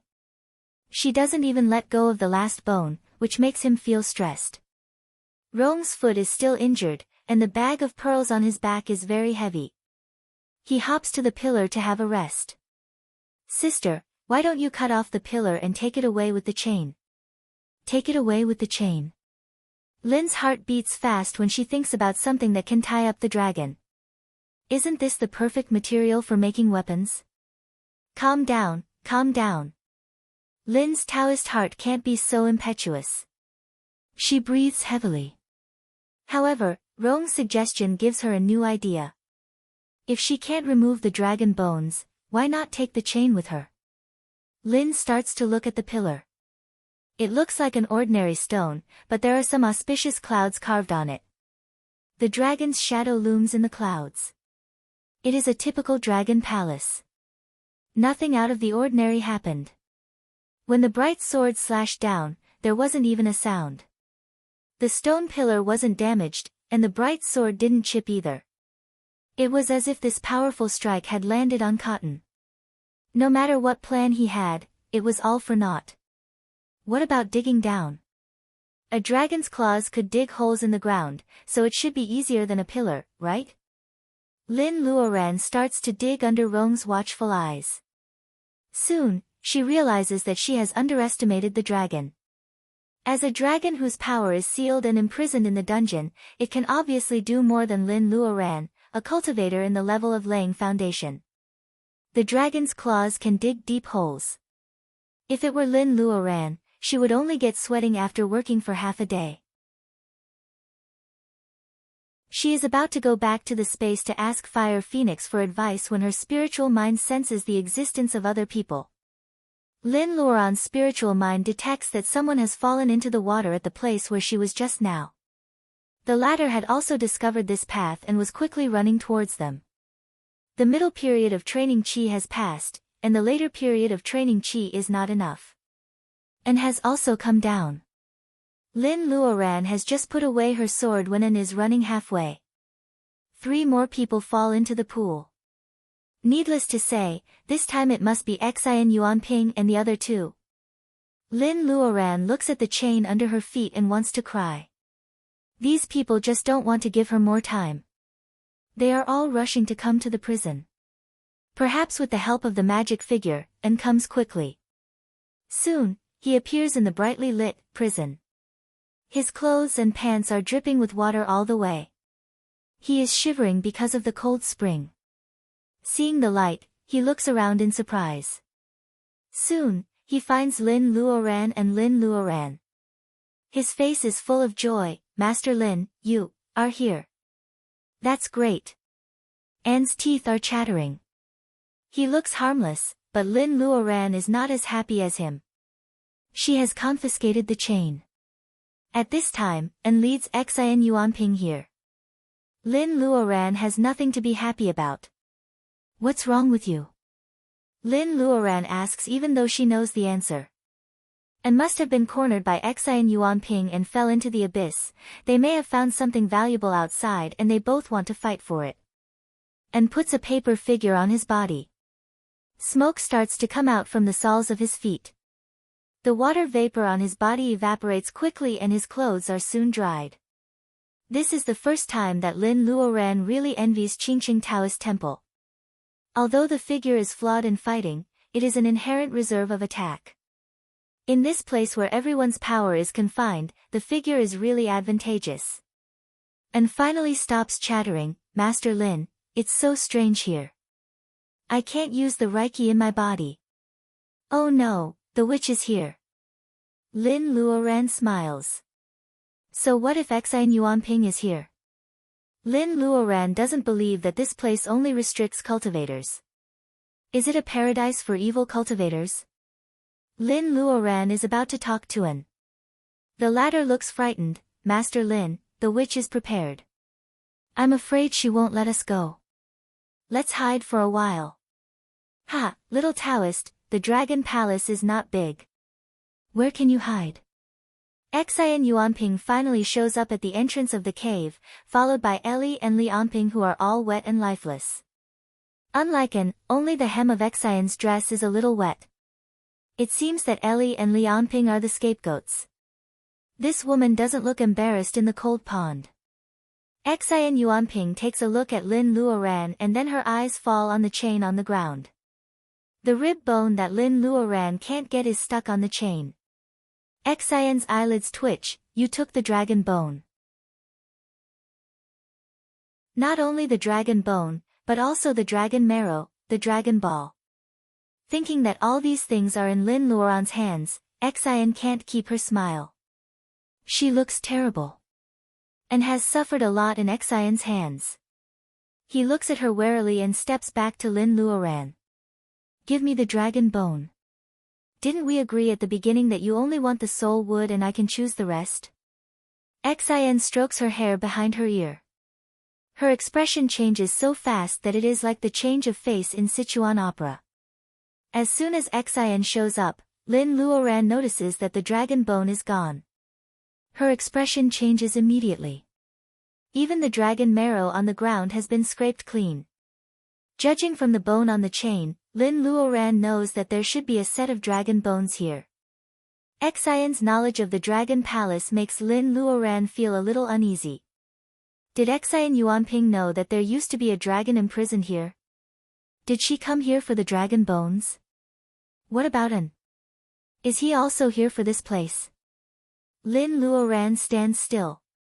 Suddenly, she feels that it is a very unwise choice to let An stand behind her. Watch out! Rong shouts. Lin Luoran feels a chill down her spine. She quickly steps aside, but her left foot is already in a strange condition.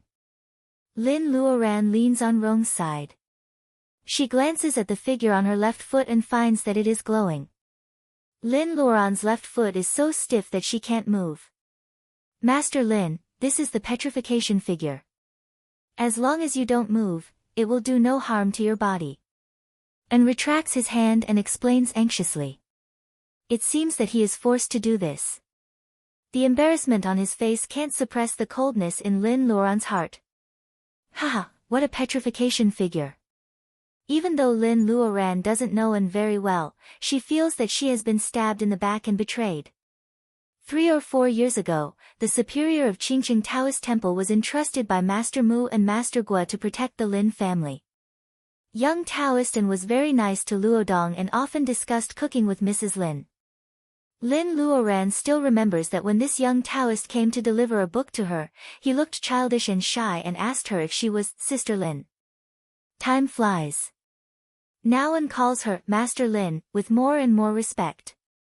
However, he throws a petrification figure to her without hesitation. People are cunning. Well, Lin Luoran still remembers that 3 years ago, when she saw An being caught by Xian Yuanping, she couldn't bear to join the fight. Huizhu could have defeated Xian Yuanping, but he deliberately let her win. In the end, Lin Luoran was taken to the blood pool in the underground palace and suffered the torture. Good, very good. Lin Luoran has been in trouble twice in the hands of the Qingqing Taoist Temple.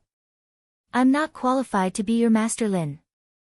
Master An, what did Xian Yuanping promise you? Why did you do this? According to Lin Luoran's character, she won't talk to An anymore after being stabbed in the back. At this time, both she and Rong can't move, so they can only stall for time. Of course, An can sense the disdain in Lin Luoran's words. He is stunned. It seems that somewhere in his heart becomes cold. After struggling for a few seconds, An seems to break out of the cocoon and become a butterfly. The shyness and childishness of young people can no longer be seen on his face. He says lightly, Dragon marrow. If the old Taoist Huizhu saw An like this, he would feel comforted. An is already a qualified successor, the useless kindness is abandoned by An in Lin Luoran's disdain. He moves to stand beside Xian Yuanping. One of them is the descendant of a famous family in the world of cultivation, and the other is a female evil cultivator who captures people to make medicine. Lin Luoran feels all kinds of irony. They know so much about the dragon bone and dragon marrow. If Lin Luoran can't see the weirdness in it, she will have lived in vain all these years. Xian Yuanping smiles happily. Lin Luoran, people say that you are good to people, but so what? When this little Daoist threw the petrification talisman, he didn't hesitate at all. You righteous cultivators are despicable and despicable. You are much more ruthless than us devil cultivators. You might as well abandon the righteous path and join the devil path with me. Join the evil path with you? I don't like the dirty blood pool. Only a fly like you can live there. Lin Luoran says slowly. In fact, her left foot is completely stiff. The feeling of petrification is spreading from her left foot to the rest of her body. Master Lin, I only need a little bit of dragon marrow. As long as you are willing to give it to me, I will remove the figure for you right away. An interrupts. Only a little bit? Lin Luoran curls her lips. You must be kidding. Xin Yuanping covers her mouth and laughs, "Little Taoist, don't be so naive. Do you think Lin Luoran will let you go after you remove the figure for her?"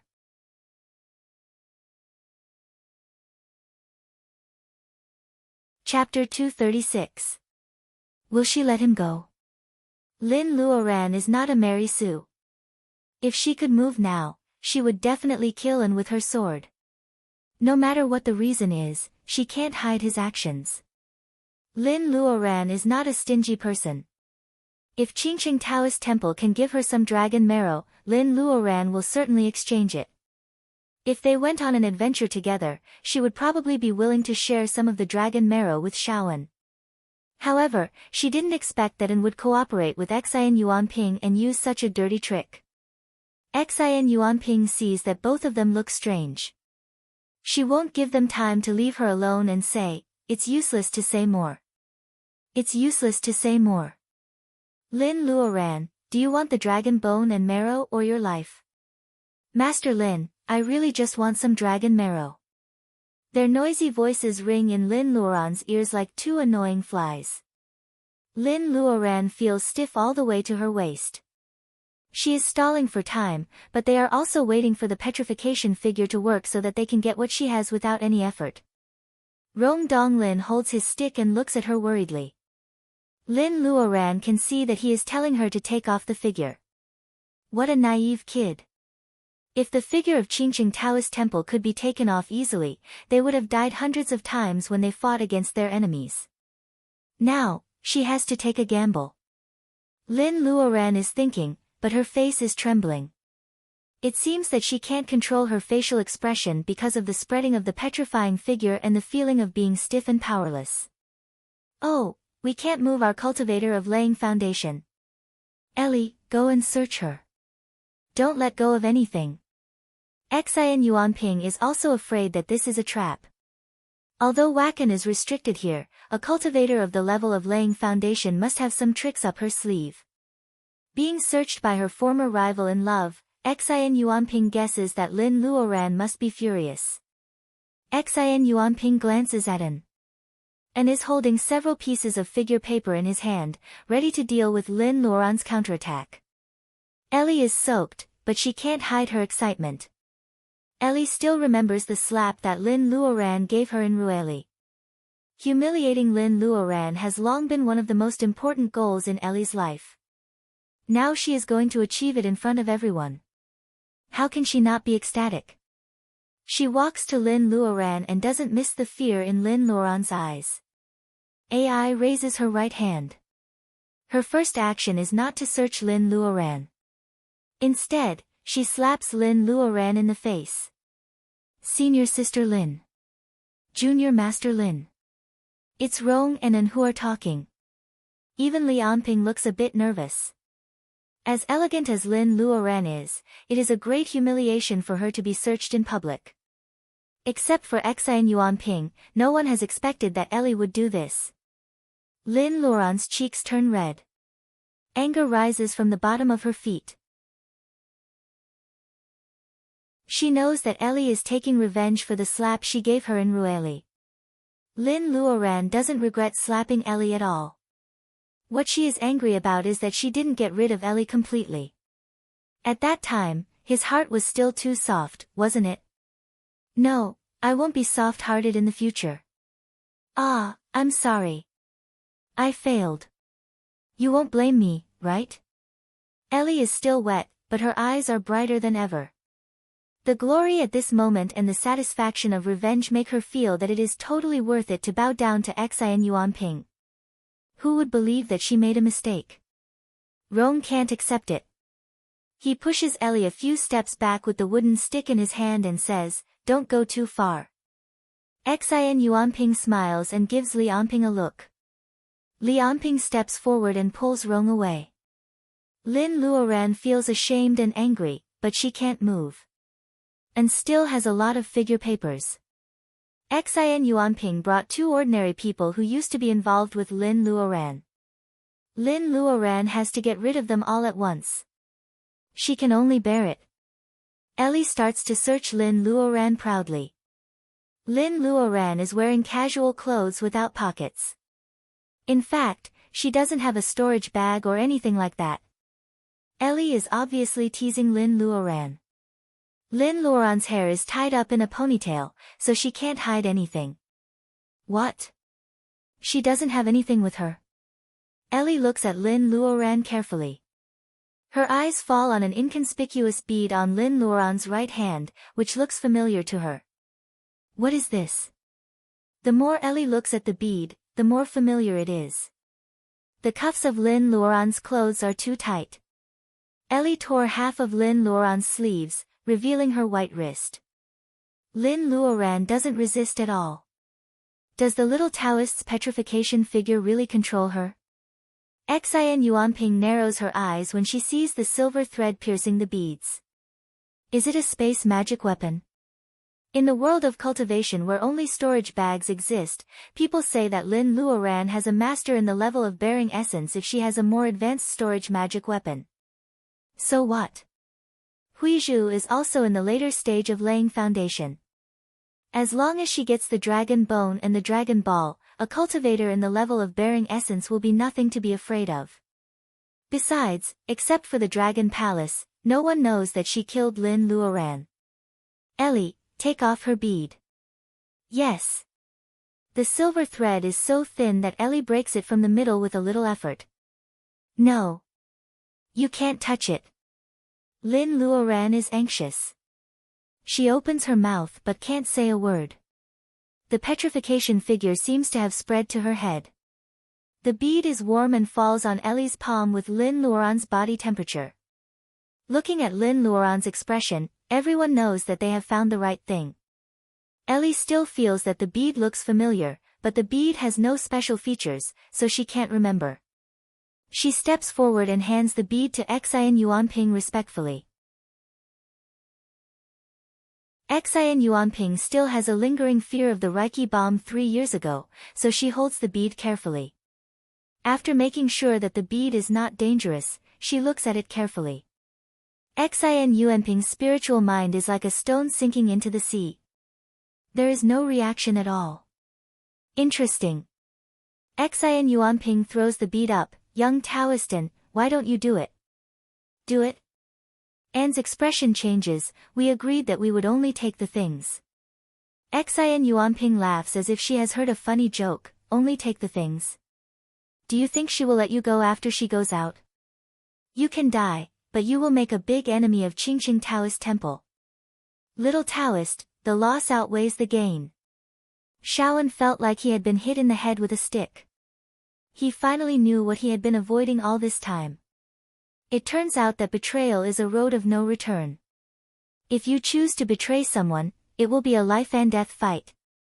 And holds a thunder summoning figure in his hand. Now Lin Luoran can't move because of the petrification figure. Even if the purple thunder is as thick as a little finger, she will. And feels his heart is pounding. He grew up in Qingqing Taoist Temple and has been with everything in the mountain. He has never killed anyone. Kill her, and everything will be solved.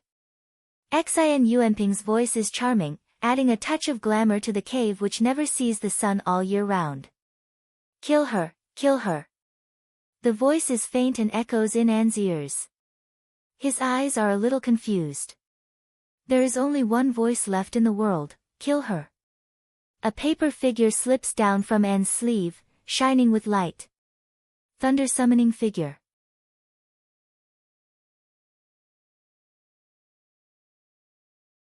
Chapter 237.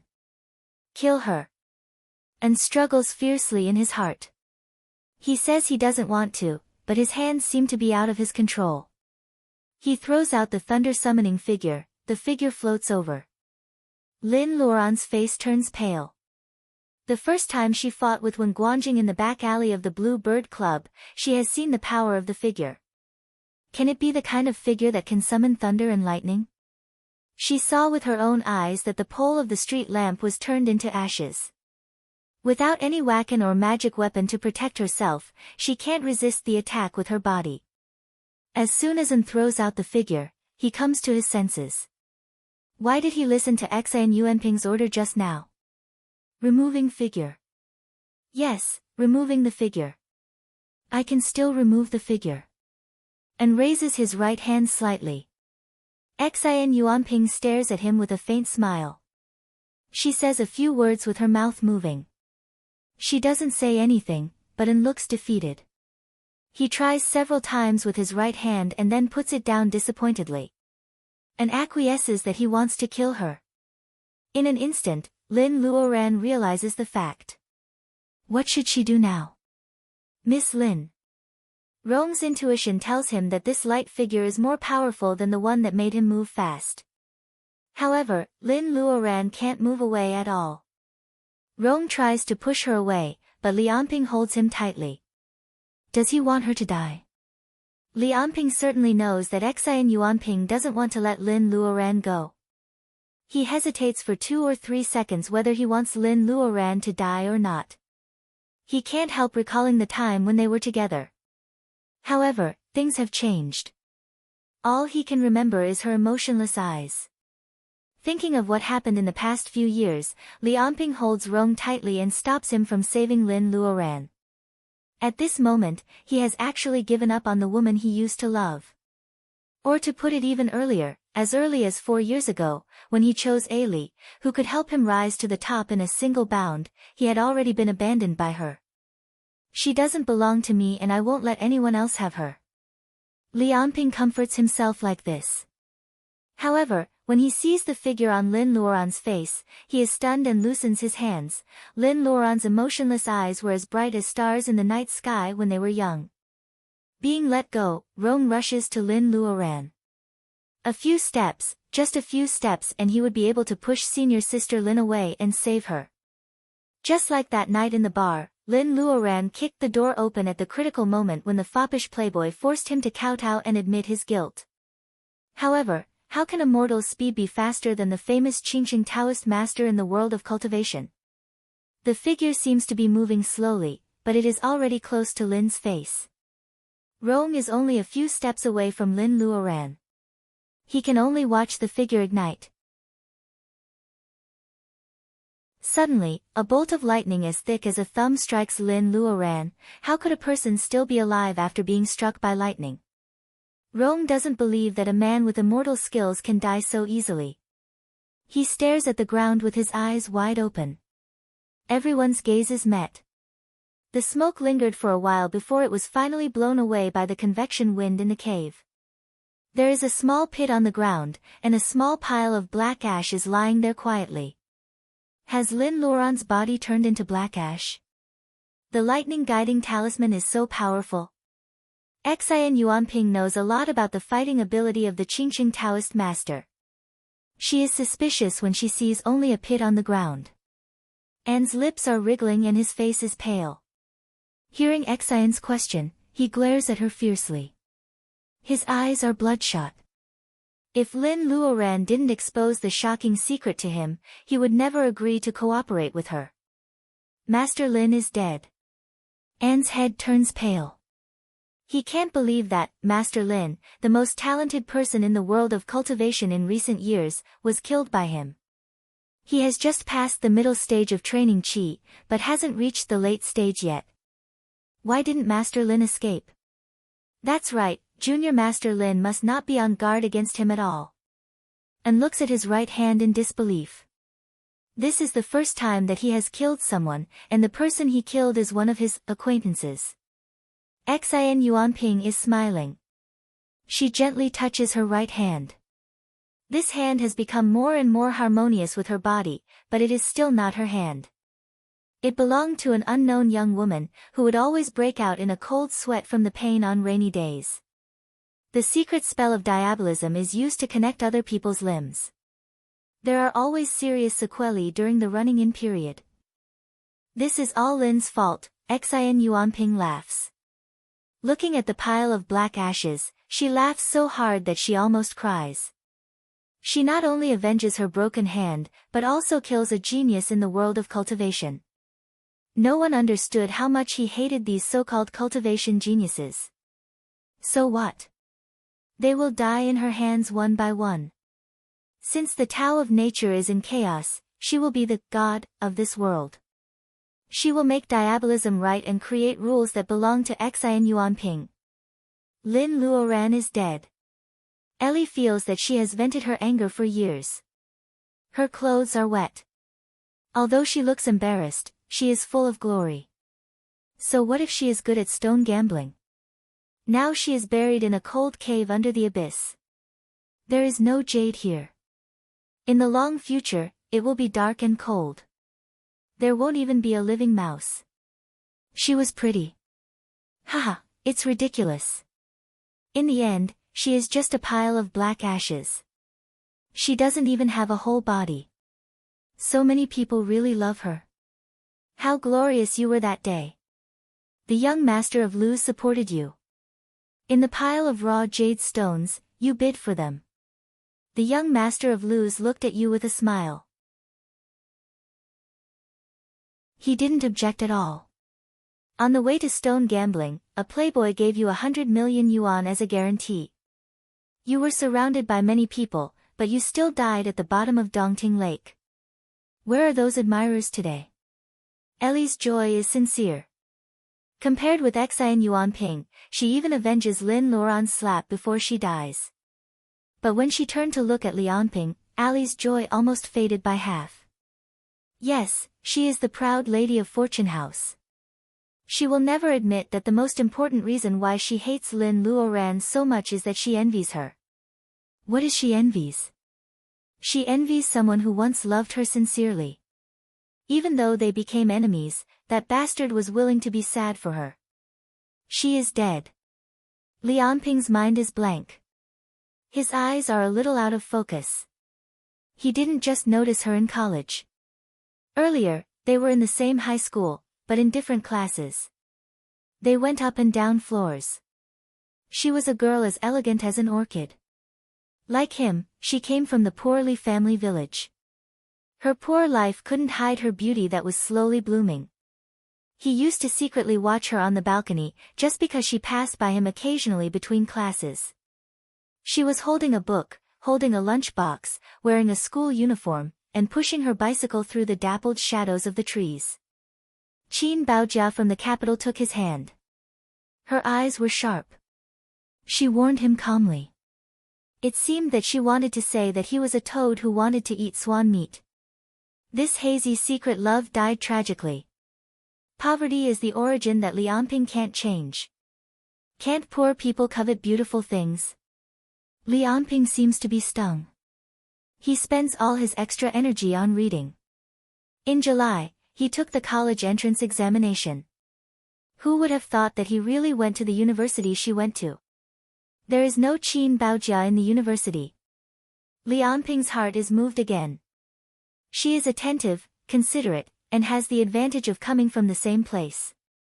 Finally, he can stand by her side. They are like all the lovers in college. They can buy a popsicle and eat it together. They can laugh on the road regardless of other people's eyes. Until that year when his family had an accident, he looked at her expectantly under his mother's aggression. Sure enough, she gave him the opportunity to continue to go to school. Lianping doesn't know how broad the world is until he leaves home. However, at that time, Lin Luoran was at the age of shyness and vigor. It was the most beautiful time for her. He was afraid and felt inferior. He didn't have the confidence to stay with her forever. If she dropped out of school, would she belong to him forever? Lianping is grateful for her choice and secretly feels lucky. This kind of love has lasted for a long time. When did it disappear? Did it disappear when she became haggard and ordinary, or when she was studying in the same class as him? Because of his background, he was at a loss and had to rely on Qin Baojia, who looked down on him, to introduce jobs to him. Did he become more and more eager for success after seeing the bright life of his colleagues? Poor people can't covet beautiful things. He wants to succeed. As long as he marries Miss Ai of Fortune House, Lianping is confused. After so many years, he finally remembers why he wanted to succeed and get rid of poverty. At the beginning, he was a poor student in high school. He studied hard to get close to the girl. At the peak of his life, he almost became the son-in-law of Fortune House, a jewelry giant in West Shu. What's the point of thinking about it now? The girl he had once desperately wanted to succeed for her, the girl who wanted to make a name for herself, had long since been thrown into the time corridor by him, going against the flow, never to be found again. She was already dead. How come there is only a pile of black ash left? Because of his poor family, Rong has seen all kinds of people in the world. He doesn't know that he can cry for a person he just met. Why is he crying? He is crying for the girl who is as beautiful as the bamboo on the island in the backyard of Lin's family. He knows clearly that she came to the Dragon Palace to save someone. Rong doesn't know who she wants to save, but he has never doubted her words. She is even kind enough to save him, whom she has only met once. How lucky he is to be her friend. She stole the bamboo sheets and asked him to translate the information. She was so happy when she got the information. But senior sister Lin died in this dungeon, killed by the sneak attack of a junior she knew. Senior sister Lin, do you regret welcoming such a junior with a smile? Rong kneels on the ground and tries to collect the black ash. However, a sudden breeze blows the ash away. Even the ash is gone. Feeling helpless, Rong buries his head on the ground and feels very sad. In a trance, he hears the woman in black saying, he knows the Shui script. Don't kill him. Take him away. In fact, this chapter is more like a story. The relationship between friends and enemies with Linny is not inexplicably good or bad. Former friends could betray them for the sake of benefits, but pure enemies weren't born to be so bad. Although Abao's writing wasn't good, he hoped that the supporting characters wouldn't be NPCs with facial expressions.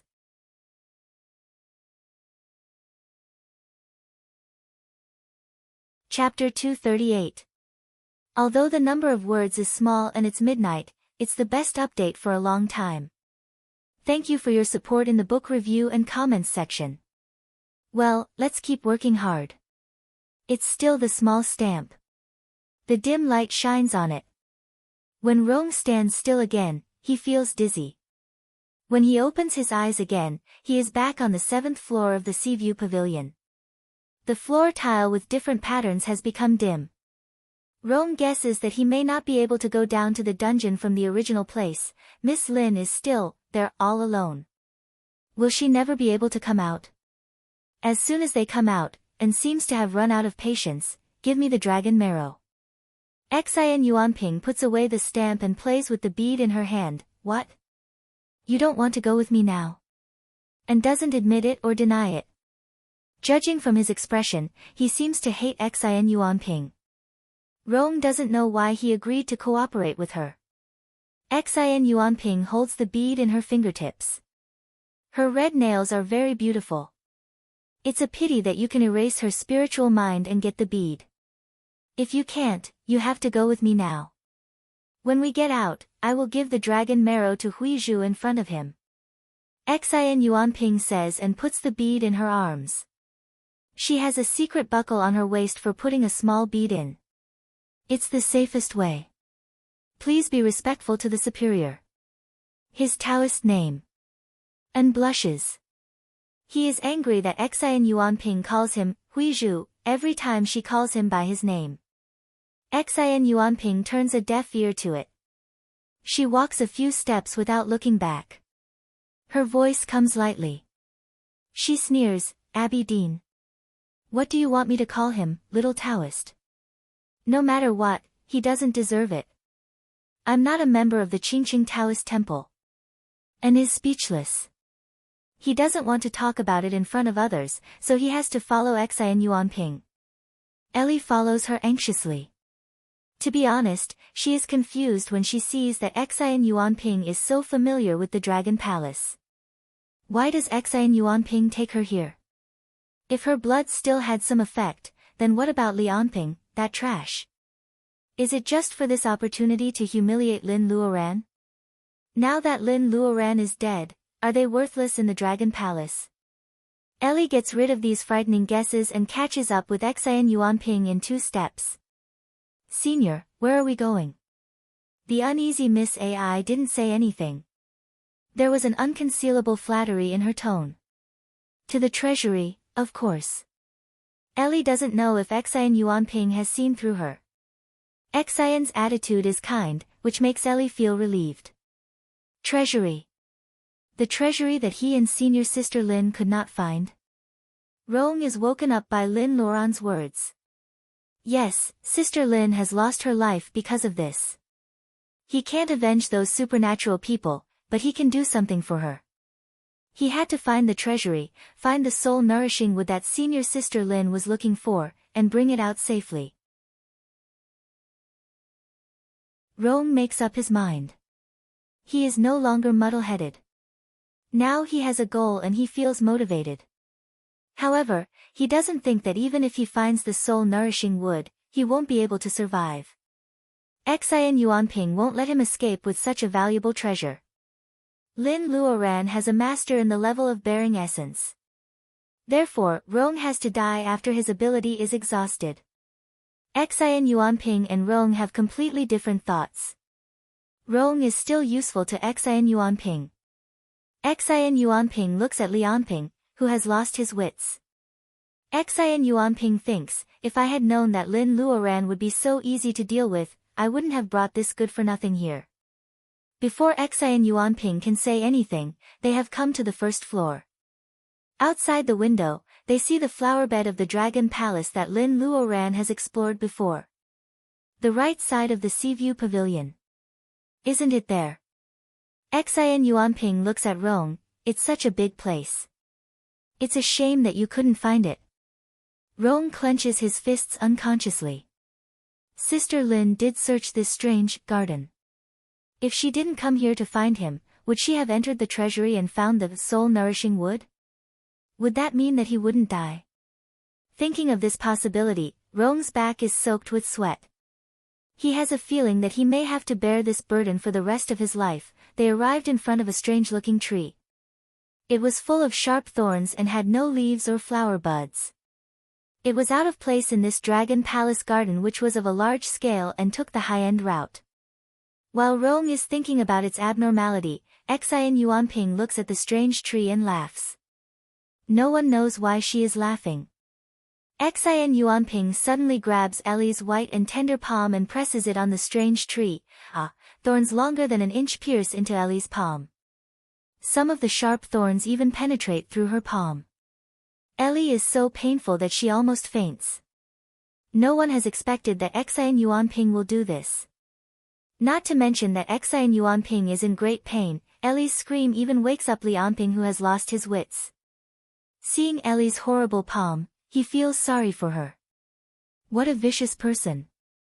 Seeing that the blood on the wound has been absorbed, and knows that Xian Yuanping needs Ellie's blood. However, there are so many ways to take blood, but she chooses the cruelest one.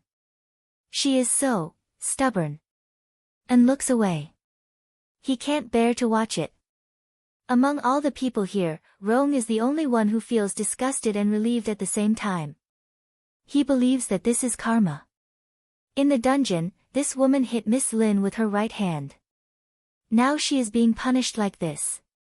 God is right. The strange tree is absorbing Ellie's blood. Everyone quickly discovered this fact, because this withered wood-like thing actually turned bright red in a short period of time, looking very evil. Xian Yuanping finally releases Ellie and throws her on the ground rudely. Looking at the change of the strange tree, she feels happy. This time, Xian Yuanping doesn't give Ellie any tonic like she did the first time. Maybe she forgets it, or she doesn't think it is necessary anymore. She will just abandon a person who has been used up. The strange tree was terrifyingly red, but it also emitted a glorious red light. As it shrank and shrank, it formed a projection on the ground, like a door. Rong is a little upset. Even if they found it at that time, they can't open the entrance without Ellie's blood. It suddenly occurs to the nerd that the woman in black has taken Ellie's blood twice. Ellie's blood is closely related to the Dragon Palace. What is going on? However, he doesn't have time to think. Xian Yuanping grabs his collar and steps into the shadow with him. And hesitates for a moment and then steps in. Xian Yuanping turns around and sneers, "Do you want to die with her?" Lianping, who was about to squat down to check Ellie's injury, shivers. Die with her. In his mind, Ellie is not even 1/10 of Lin Luoran. Since he can watch Lin Luoran die in front of him, how can he bear to die with Ellie? Without hesitation, Lianping steps into the shadow quickly without looking back. With a flash of light and shadow, everyone disappears in the garden. The strange tree also fades back to its original color. Ellie, who has lost too much blood, curls up on the ground like a dying crayfish. There are tears on her half-buried face.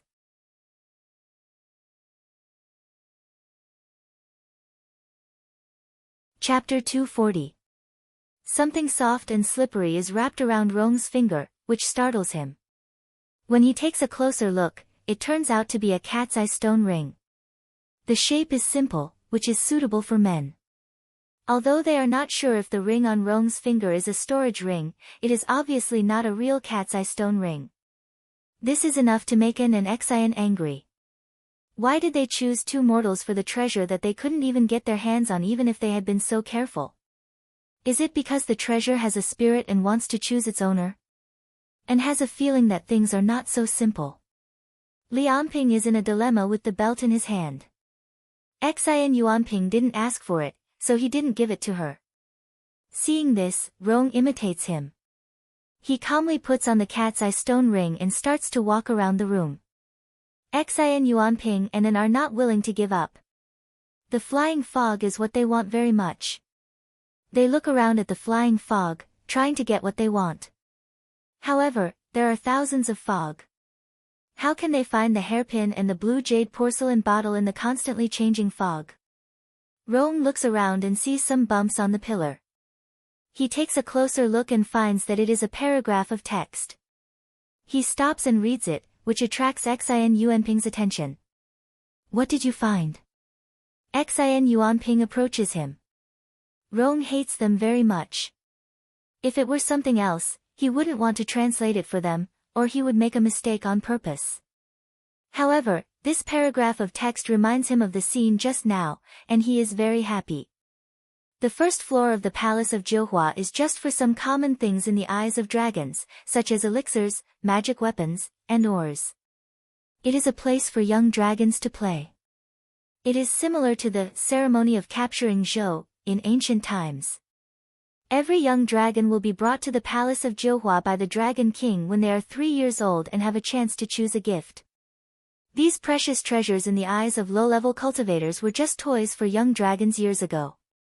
To make it more interesting, the young dragons will be randomly chosen by the gift. If they ask for it by force, the chance will disappear. It's gone, so you won't get anything. Rong is secretly venting his anger. And is just a little disappointed. Xian Yuanping has always been stubborn, otherwise she wouldn't have fallen into the devil. She is the one who is most angry. Go. Go to the second one. Xian Yuanping is so embarrassed that she leaves the first hall. Rong follows Rong leisurely with a stick. He still needs to stay alive to find the soul wood in the 7th temple. Of course, he doesn't want to help Xian Yuanping. Xian Yuanping may think that Rong is more valuable than Lianping now. Whenever there is an adventure, she asks Lianping to go first, and the three of them follow him. Lianping was also a person who had experienced the ups and downs of life. He was no longer the fool he was a few years ago. He quickly calmed down. Lin Luoran is dead and Ellie seems to be dying. However, he wants to live. He wants to live a better life than everyone else. He even wants to learn these magical spells and step on Xian Yuanping and An. Therefore, he has to live carefully. Lianping touches the storage bag on his waist and walks cautiously. They walked to the second palace hall without any difficulty and did not encounter any danger. According to the bamboo slips, the second palace hall was filled with all kinds of strange stones in the world. They were the miracles of nature, spirit stones for cultivation, ores for refining, and so on. However, at this moment, there are only some ordinary stones left in the second palace hall. Rong picks up a stone and looks at it. It looks ordinary. He thinks that the stone is covered with dust and is about to breathe on it to wipe it. However, when he breathes on it, it is covered with water vapor. On the surface of the gray stone, there is a shadow of a moon and the back of a woman in ancient costume flying away on a cloud, Chang-yi flying to the moon. This is a wonderful work of the creator. This stone is not big. Rong plays with it for a while and puts it in his backpack. Xin Yuanping doesn't care about ordinary stones. She also passes the second palace empty-handed. The third palace is filled with swords in the world. They are the lifelong efforts of famous casters in the mortal world and the proud works of the masters of refining weapons in the world of cultivation. It is said that there are immortal swords. However, no one can be sure without seeing them. Of course, that is only the record on the bamboo slips. Anyway, Rong doesn't even see a sword hilt. However, there are many empty shelves, which proves that these famous swords and magic weapons really exist. The fourth palace. The fifth palace. The sixth palace. They pass each palace without any danger. However, they also get nothing. Because of some false alarms and the fact that they don't want to miss any clues, it takes them a whole day to explore the first 6 palaces. When they come to the 7th palace, Rong is nervous, while Xin Yuanping looks terrible. The disappearance of the dragon race is not an escape, but a planned migration. Only the first palace has some children's toys. The other palaces are all empty. They get nothing. The more it is like this, the more conspicuous the things Li Anping and Rong get in the first palace are. Li Anping has tried his best to hide his existence, but Xin Yuanping still glances at him from time to time, which makes him scared. The 7th palace is different from the previous ones. The door is closed.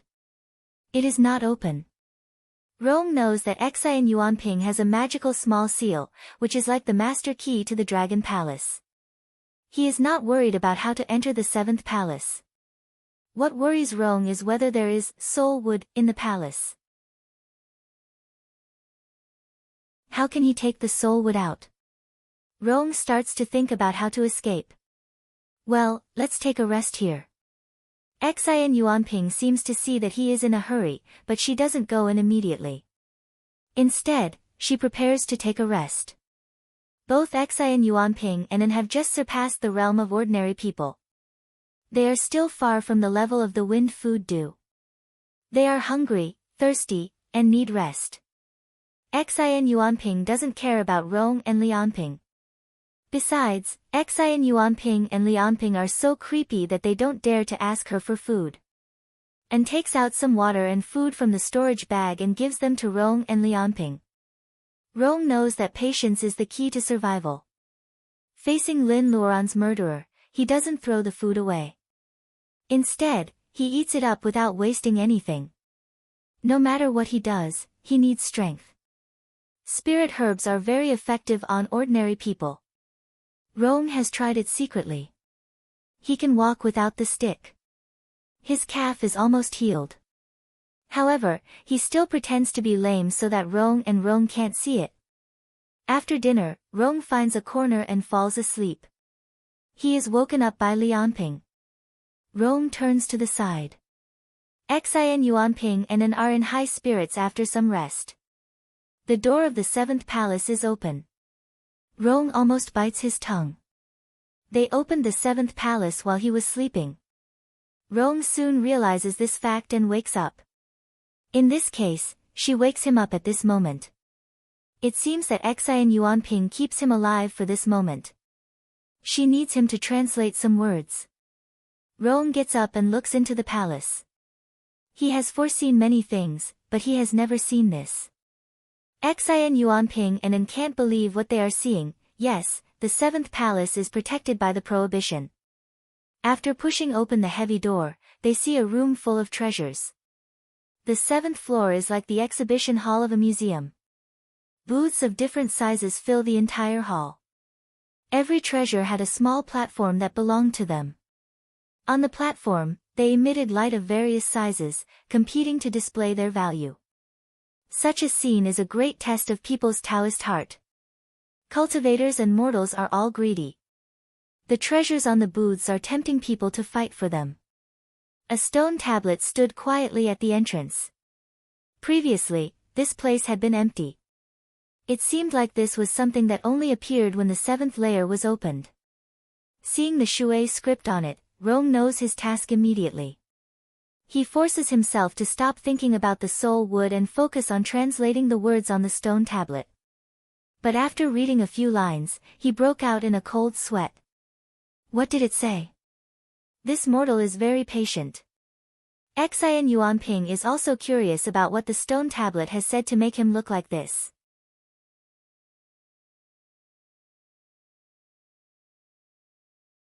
Chapter 241. The 9th Palace. How is it possible? They have passed the first 6 palaces on their way here. How come they are suddenly in the 9th palace? The Palace of Jiuhua, has 9 treasures, and 9 is an extreme number. They just took a nap. How did they pass the 7th and 8th palaces without realizing it? The 9th palace? How is it possible? Xian Yuanping, who has always been fearless, is now uneasy. Obviously, and is not as familiar with the Dragon Palace as Xian and Rong. Seeing their expressions change, he asks, the Palace of Nothingness? What's wrong with that? Since we are already in the 9th palace, let's enter it. Xian Yuanping feels shameless and doesn't even want to talk to him. Rong's face is solemn. The palace is called the Palace of Nothingness. The most valuable treasure of the Dragon Palace is placed here. To protect this treasure, many fake treasures are placed here. Every living person who enters the Palace of Nothingness can choose a treasure just like in the first level. The difficult part is that you don't know if what you're choosing is an ordinary grain of sand, the carcass of some creature, or a real treasure. Lianping has been quietly weakening his existence. Hearing this, he can't help but say, isn't it just like the first palace? Luck? As he spoke, he couldn't help but touch the beautiful jade belt on his waist. This time, he had been very lucky in the Dragon Palace. The 2 women who dumped him died one after another, and he even got an item used by immortals. Lianping sat down and planned. He thinks he is right. However, Xian Yuanping says coldly, shut up and let him finish.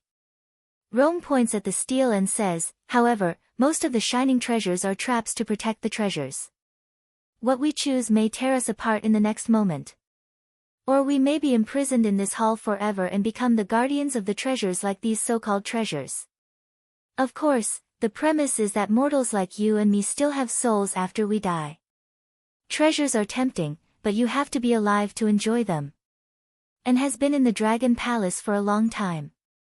What he wants most is the dragon marrow that Huizhu told him, and the Muqian bolus he saw in the first palace. He doesn't want to fight for the valuable treasure at all. He shows his attitude. Rong shakes his head, you have to choose as many people as you want. You can't give up now.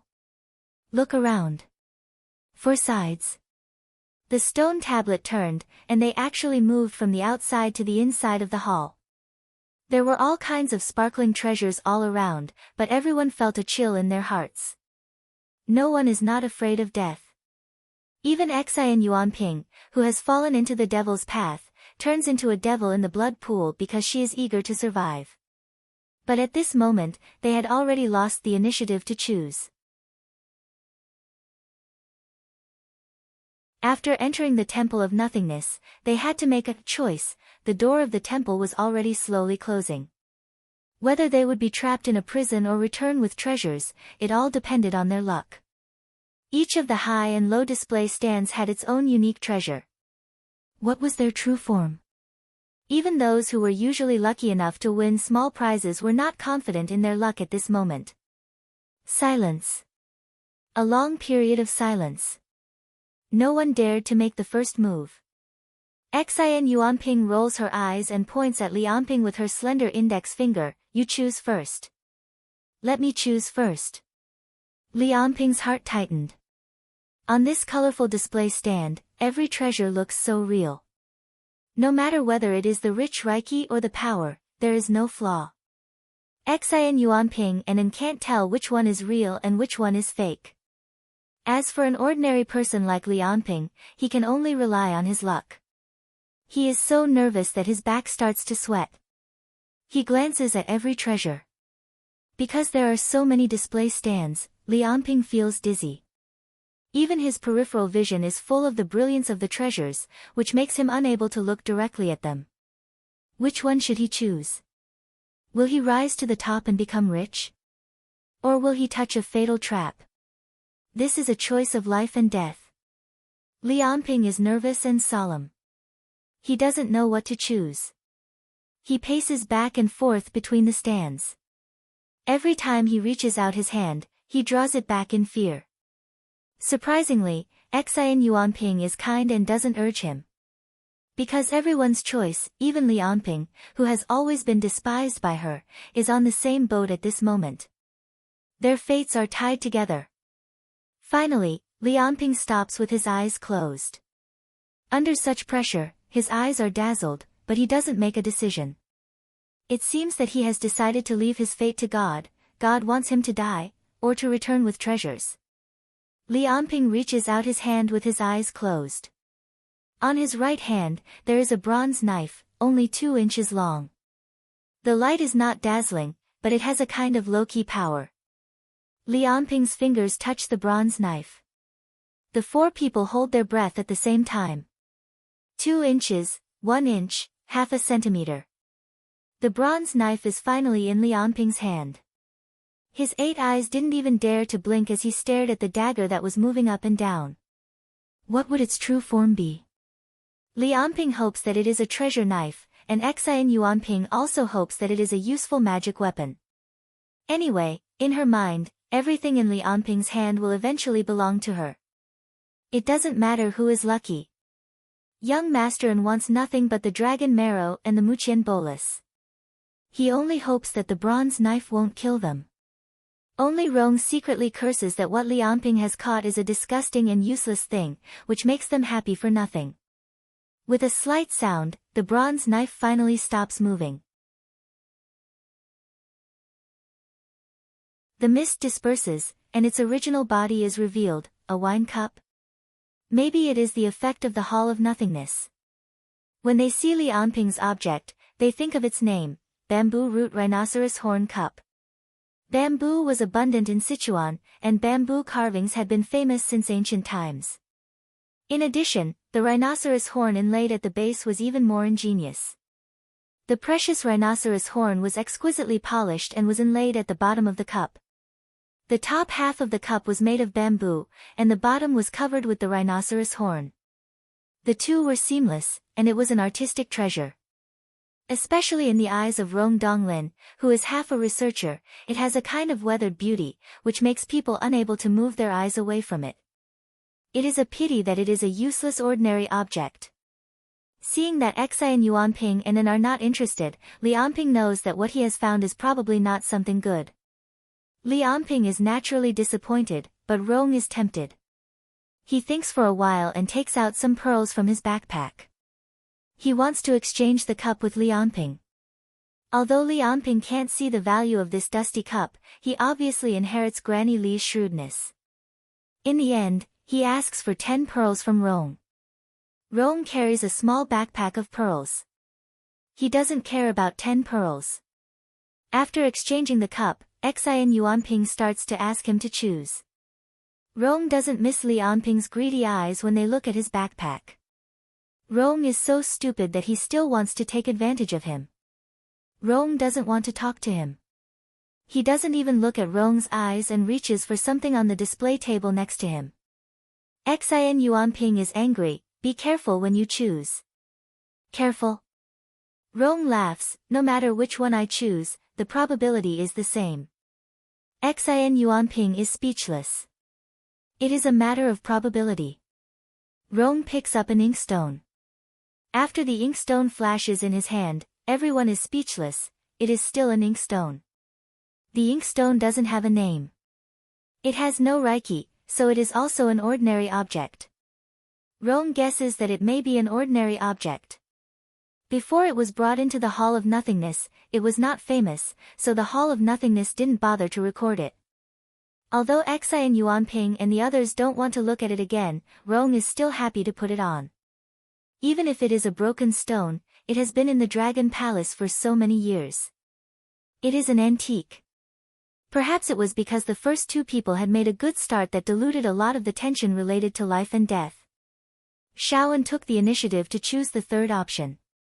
Many of the treasures were dazzling. Shaoan walked around and randomly picked a talisman made of an unknown material. The talisman characters on it were simple and unadorned, and it was filled with spiritual qi. Shaoan couldn't move her eyes away from it. Magic figure. The most powerful pillar of the Qingqing Taoist temple. And reaches out and picks it up, hoping that it is the real treasure. In contrast, Xi and Yuanping's breath is heavy when she sees N's choice. She seems to care a lot about the result of N's choice. Rong has changed a lot, and he is not as soft as before. He is smart and has worked in all kinds of industries. He has a good eye and is very observant. He sees Xi and Yuanping's nervousness, which makes Rong think about it. Even if N makes the right choice, they still don't know the result of Xi and Yuanping's chance. It is still very likely that they will all be wiped out. Xi and Yuanping is so nervous about N's choice. Is she sure that as long as N makes the right choice this time, they will be fine? It can't be. Rong thinks of what is recorded on the stone tablet. He is not sure that Xi and Yuanping has a backup plan. And holds the magic figure in his hand and looks at it expectantly. With a flash, the magic figure in his hand is changing. Looking at the growing size of the magic figure, N is a little disappointed. It probably won't be the magic figure. He is really unlucky. It looks like it is going to explode. Rong keeps a distance from N. His words make Xi and Yuanping summon the Black Lotus to protect herself. N's forehead is covered with cold sweat. Once the magic figure is in his hand, it will not leave the hand of the person who chose it. All he can do now is to force himself to calm down and wait for the judgment of fate. Beep, beep, there was a short and urgent sound. The thing in Xiao An's hand was still expanding. This urgent sound was like a countdown timer pressing down on everyone's heart, making everyone extremely nervous. Xi and Yuanping clenches her fists. She can't lose at the last moment. Soon, as long as the little Taoist makes the right choice, she will succeed. The tense atmosphere makes it hard for her to breathe. Xi and Yuanping can't help looking at a direction in the hall. She has had many troubles since she was a child. Will the Tao of Nature really not be on her side?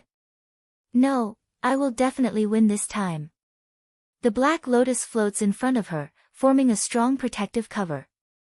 Maybe the Tao of Nature is always unfair.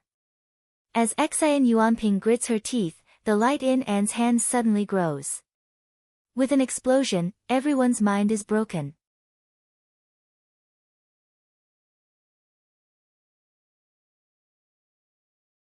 Chapter 242. Bang! Bang! Bang! Bang! Bang! The strong light overwhelms all the other lights in the room. Rong's eyes are dazzled, and the light becomes a temporary visual obstacle. Because he can't see anything, Rong even thinks that he is dead. However, the strong light soon disappears. Xi and Yuanping's annoying face appears in Rong's sight again. He knows that he is not dead. Even if he is going to hell, he will not go to the same level as this woman. Rong blinks and looks at the thing in An's hand. The light is so strong.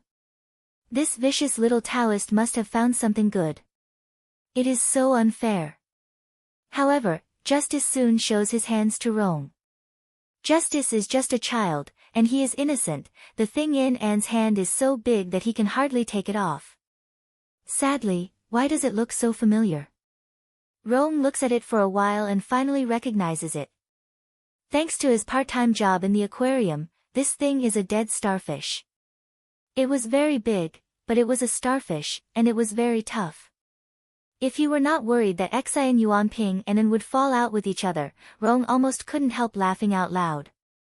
It's karma. The Dragon Palace is against such a vicious person. It's so funny. His eyes are wet. School Sister Lin, it's a pity that I can't avenge you with my own hands. And throws the dead starfish away. His hands are stinky. Xian Yuanping can't help smiling. She is ecstatic. She is ecstatic at this moment. Putting away the black lotus, Xian Yuanping takes out the small seal that looks like a master key and rubs it. She casts a spell again. The small seal is resistant to the devil Reiki. Xian Yuanping holds the black lotus and sneers, so what? You have to listen to me. Otherwise, I'll destroy this remnant of your soul and destroy this dragon palace. People like Xian Yuanping will not go crazy for no reason. Rong suspects that she is talking to the silver dragon living in the small seal. Demons are demons. They are so arrogant in front of dragons, even if it is a dead dragon. Xian Yuanping's deep hostility seems to make the small seal feel uneasy. After buzzing, it has to fly up and down in the hall under the control of Xian's devil Reiki. It seemed to be looking for something. The light emitted by the little seal was like the inspection instrument of the geological survey team. From time to time, some treasures on the exhibition stand would respond to it, but the little seal would fly away. What was it that the demoness was looking for so seriously? The three of them were very curious and nervous. The Hall of Nothingness seemed to be completely reliant on luck. It had been difficult for them to pass 3 levels in a row. No matter how intelligent the seal was, they did not dare to fully trust it. Xian Yuanping trusts the stamp's ability very much. When the buzzing stamp floats above an inconspicuous booth in the corner, her ecstasy finally shows on her face. Was he finally going to get what he had been preparing for so long? Xian Yuanping doesn't have time to put away the stamp. She reaches out and grabs the treasure on the stand. It was just an ordinary brush, but even the stupidest person would know that its body was not that simple. What could it be? It seemed to take a long time to restore it. Xian Yuanping's choice was not only related to her own interests, but also to their lives. The brush bounced up and down, shining brightly. Rong secretly cursed that it was still a rotten starfish. However, this time, the Hall of Nothingness played a trick on all of them. A piece of rotten wood appeared in Xian Yuanping's hand after the light faded. The mysterious knowledge appeared in everyone's mind again. Soul wood, the 7th treasure of the Hall of Jiuhua, could reconstruct the soul. No matter what explanation Xian Yuanping gave, and no matter how disappointed Xian Yuanping looked at the rotten wood in her hand, Rong couldn't help taking 2 steps forward. Soul wood. The demoness actually chose the soul wood that Miss Lin was looking for. How could he get it back? Rong is so nervous that his hands are all wet with sweat. What? Do you want it? Xian Yuanping spreads out the soul wood. The withered appearance of the soul wood cannot extinguish Rong's greed. Yes, he wants the soul wood. Even if he can't take it out alive, he has to fight for it. This is Rong's twisted pride and sense of responsibility. Xian Yuanping snorted coldly. She grabs Rong's neck and lifts him up with one hand. Lianping shrinks. He is afraid that he will be the next one to be treated like this. And frowns. He doesn't know whether he should stop Xian Yuanping or not. Rong is almost out of breath. This demoness is so unimaginative. She grabbed Luodong's neck like this in the square, and she doesn't even know how to change the mode of attack. She is so lame. Rong feels that he can breathe less and less air. His breath becomes rapid. Is he really going to die this time? Last time, Luodong's classmate was grabbed by the neck like this. Miss Lin came from the sky and saved him. Unfortunately, senior sister Lin had already left before him. There was no one else to save him from the sky. If he dies like this, will Lin's family take care of his family? His parents have lost their ability to work, and his sister is still in middle school. Rong's consciousness starts to fade. Uncle Lin and Aunt Lin are good people. They will take care of his family. If he dies like this, he will have no regrets. What? You don't want to come out when your lover is dying in front of you, Miss Lin? Xin Yuanping's voice shakes Rong's consciousness. Miss Lin. Miss Lin is the only one. She was struck into ashes by lightning. Is she still alive? Xin Yuanping holds Rong Donglin in her hand and looks around the hall with vigilance. I knew that you wouldn't die so easily. When I get the rotten wood and the door of the hall is still closed, I am sure that you are still alive. Lin, stop hiding. Xin Yuanping shouts. It seems that Lin is really hiding in the shadow of a booth, waiting for an opportunity to strike the people who tried to kill her. Yes, the stone tablet says that the door of the hall will not open until everyone chooses a treasure. However, at this moment, all of them have made their choices. Lianping chooses the West Shu bamboo root rhinoceros horn cup, Rong chooses an inkstone, and gets a dead starfish, and Xin Yuanping chooses the soul wood which Lin Luoran wants so much. Why is the door still closed after all of them have made their choices? Could it be that there really was a fifth person hiding in a dark corner of the palace? Who is it? Lin Luoran escaped. However, the hall is so bright that there is no shadow. Xin Yuanping's fierce eyes fall on nothing. Doesn't she want to come out? Xin Yuanping's eyes flash with anger. She throws Rong out. It is a sharp booth. If Rong hits it, he will definitely die. As the saying goes, the one who knows you best is your enemy.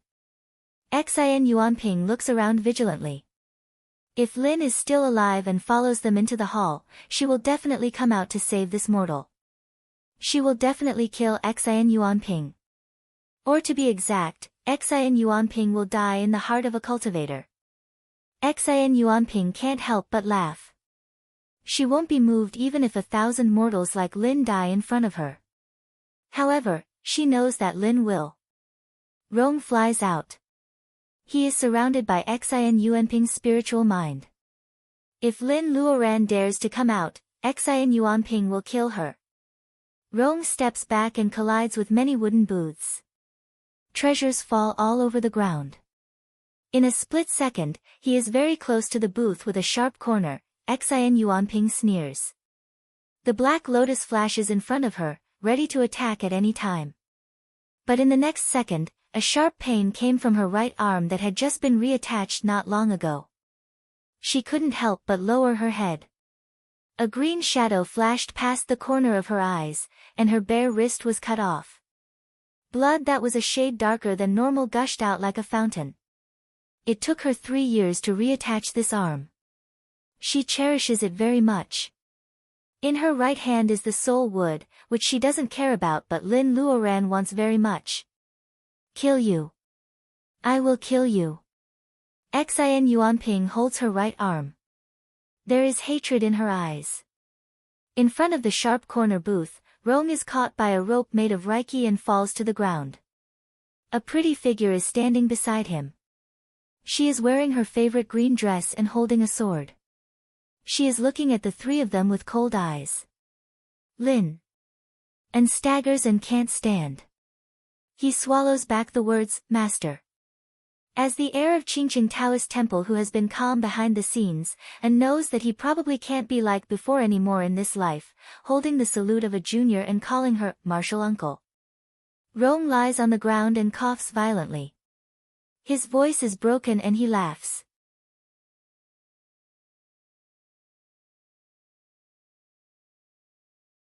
Chapter 243. Lin Luoran's cold eyes become warm. It feels good to see Rong again. How can she die? If she can be struck to death by lightning while staying in the space of the sacred bead, she will be too ashamed to live. The dungeon only imprisons cultivators Wacken, but their spiritual mind is not restricted at all. Of course she can enter the space. When she fell into the abyss, she was afraid that the sacred bead would fall into a strange place. She didn't dare to go in and she couldn't go in. Being ambushed by Anne's petrification figure, she couldn't hide. She didn't dare to hide in the space. Under the watchful eyes of the public, she suddenly disappears and the bead floats in the air. She has known it for a long time. She is just hiding for a while, but the secret of the bead is exposed. Lin Luoran will never do such a stupid thing when she is swayed by emotions. Besides, the space doesn't accept other living people except her. She can hide in the space, but she has to keep Rong outside. Xin Yuanping won't give up torturing Anne to force her to show up, just like now. She can only endure Ellie's humiliation and let them search the sacred bead. She escapes into the space at the risk of being struck to death by the thunder-summoning figure. Along the way, she has been quietly waiting for an opportunity in the sacred bead. Unexpectedly, God favors her so much that Xin Yuanping finds the soul wood. She can't bear it anymore, so she doesn't have to bear it anymore. Xin Yuanping is not an idiot. She has guessed that Lin Luoran is not dead. She has been hiding all the way until she finds the soul wood. Xin Yuanping wants to force Lin Luoran to show up at the risk of the soul wood and Rong's lives. Unfortunately, Xin Yuanping doesn't know that Lin Luoran is hiding in the sacred bead. Lin Luoran sneaks out from her waist, cuts off her right hand, takes the soul wood and saves Rong. A chess player doesn't need to be extremely smart. As long as he has an unexpected trump card, he can turn the tables. Lin Luoran holds back the urge to touch the sacred bead on her wrist. They lost because they didn't expect that the sacred bead has its own space. It is not a storage magic weapon that can only store dead things. This is not the dungeon where dragons are imprisoned. Lin Luoran has Wacken but can't use it. She is confident to fight against Xin Yuanping. Lin Luoran rolls her eyes and glances at Anne coldly. And can't help stepping back. Lin Luoran discards Xion's broken hand and puts the piece of soul wood into the space. I have to thank you for finding this for me. Lin Luoran laughs. Xin Yuanping is furious. She doesn't want to waste her breath on Lin Luoran.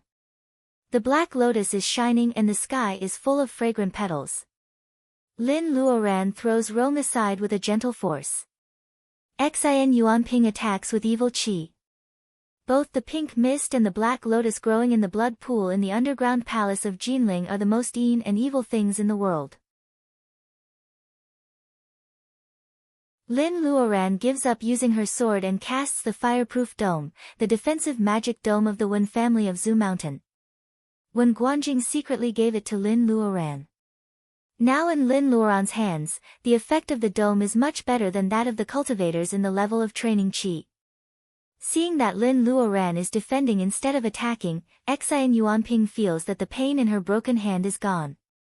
Lin Luoran is so arrogant that she tries to stop the attack of the invisible black lotus with a fire shield. She thinks too highly of herself. Lin Luoran seems to see Lin Luoran falling to the ground because of the black gas. However, the thin shield is an eye-opener for her again. Sizzle, sizzle, sizzle. There is the sound of oil dripping into the fire. The thin fire dome is like a pot of boiling oil. As soon as the black lotus petal hits the dome, it curls up and shrinks like fat meat in a pot. The petals wither one by one. Xin Yuanping can't believe it. Even Anne, who is watching, has a new understanding of Lin Luoran's fighting ability. As expected, in the dungeon, Lin Luoran was only caught unprepared by his sneak attack. How is it possible? Lin Luoran is not even in the middle period of laying foundation. How can she deal with the petals of the black lotus? Xin Yuanping feels that she has underestimated Lin Luoran's personal ability. She is shocked. However, she doesn't know that Lin Luoran has the help of the fire phoenix in her space. The fire Wacken is mixed with the strange fire, which is much more advanced than the fire Wacken. Lin Luoran can deal with the black lotus easily. Xin Yuanping is shocked, and Lin Luoran is not so optimistic. Xin Yuanping's personal ability is the same as hers. Xin Yuanping is worried about the Black Lotus. Fire Phoenix said that it is not a simple thing. For a creature living in ancient times, it is hard to find something that can make it feel that it is not simple in today's world of spells. If Lin Luoran is a half-baked female cultivator, then Xin Yuanping is obviously not qualified as a devil cultivator, who is even rarer than orthodox cultivators. Lin Luoran has the Sword of Bright Snow, but Xin Yuanping only has a Black Lotus that she hasn't completely mastered yet. With another hand cut off, Xin Yuanping's situation is getting worse. A pink mist begins to spread around her. Two ordinary people fall to the ground. An crushes a magic figure, but he is unscathed. Lin Luoran frowns. She feels that Xin Yuanping is too weak today, which is very strange. With the bead in hand, Lin Luoran is not afraid of her pink mist. However, she has to be wary of Xion's next move. With the help of the pink mist, thick red liquid comes out of the broken stem of the Black Lotus. Xin Yuanping pours the liquid into her mouth. The Fire Phoenix screams in the space, asking Lin Luoran to stop her. Lin Luoran shivers subconsciously. She makes a gesture with her right hand, and a fire bow appears in front of her. Compared with the fire arrow spell that cultivators in the later stage of training Qi can barely use, the fire bow in front of Lin Luoran has more complicated and mysterious patterns on the feather. The pattern of a three-legged gold crow is engraved on the bowstring. This is a spell given by White Fairy. It is said to be a secret of a small school in the world of cultivation. It is the most powerful fire spell that cultivators in the level of laying foundation can use, Arrow of Light. In the pre-cultivation era when spells were in their heyday, talented young cultivators in this school could shoot arrows and kill cultivators in the early stage of bearing essence due to carelessness. The mysterious Arrow of Light can kill a cultivator in the level of bearing essence with one arrow across the barrier of personal ability and regardless of the difference in levels. This incredible spell requires a high talent for fire. It is said that the person who can shoot such an arrow can feel the call of the sun. Lin Luoran suspects that it is the power of the stars. The mysterious spell uses the power of the sun to kill cultivators in the level of bearing essence regardless of the difference in levels. Perhaps the Reiki here is restless and thin. When Lin Luoran practices secretly, not to mention the sun, even the moon does not call her. Lin Luoran is confident that she can shoot this arrow now because the Fire Phoenix has promised to lend her the strange fire. If she uses her own fire waken as the bow and the strange fire as the arrow, the whole spell will collapse. The Fire Phoenix means to help her control the strange fire. She just needs a few seconds. Lin Luoran narrows her eyes and aims at Xin Yuanping. After drinking the red liquid from the broken stem of the Black Lotus, Xin Yuanping's killing intent surges. Her broken hand regenerates at a speed visible to the naked eye. A new hand grows out quickly. A strange Black Lotus appears on her cheek. Her hair grows like crazy. Xin Yuanping is like a ghost escaping from hell, it is more like she is in the middle of some evil spell. Lin Luoran can't let her finish the spell. She pulls the bowstring with her right hand steadily. The buzzing sound of wings is the vibration of the tight bowstring in the air.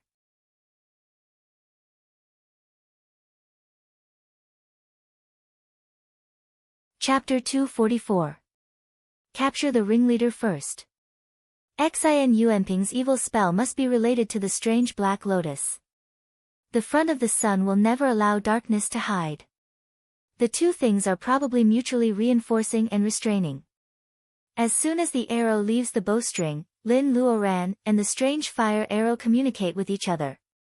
It only goes to the Black Lotus in Xin Yuanping's hand, ignoring her weird expression. The Black Lotus felt the scorching heat approaching, and its instinct to protect itself made it shed its petals to block in front of itself when the mutated fire arrow shot at it. It is no longer an illusionary petal. It is the Black Lotus itself, Lin Luoran gasps. The Arrow of Light can kill a cultivator in the level of bearing essence. It should be able to deal with a petal, right? The arrow is on fire. In Lin Luoran's expectation, the strange fire is unstoppable. It is blocked by the petals for less than 1 second. The arrow has pierced through the petals and continues to fly forward. The black lotus is alarmed. The petals fall off one by one. It sets up layers of defense on the way of the strange fire arrow. The first layer has been broken. The second layer has been broken after 1 second. The third layer has been broken after 2 seconds. The fourth layer has been broken after 3 seconds. The fifth layer. It has been blocked. Irresistible force, irresistible force. Even two ordinary people who have no chance to participate in the battle are shocked by such an earth-shattering arrow. They don't dare to look at it directly. Xiao An's expression changed unpredictably. He wondered how many precious bamboo talismans he would need to crush to block the arrow if he were the one being shot at. Or is it an attack that he can't block at his current level? An's palms are wet. It is the fear of his failure to answer his question.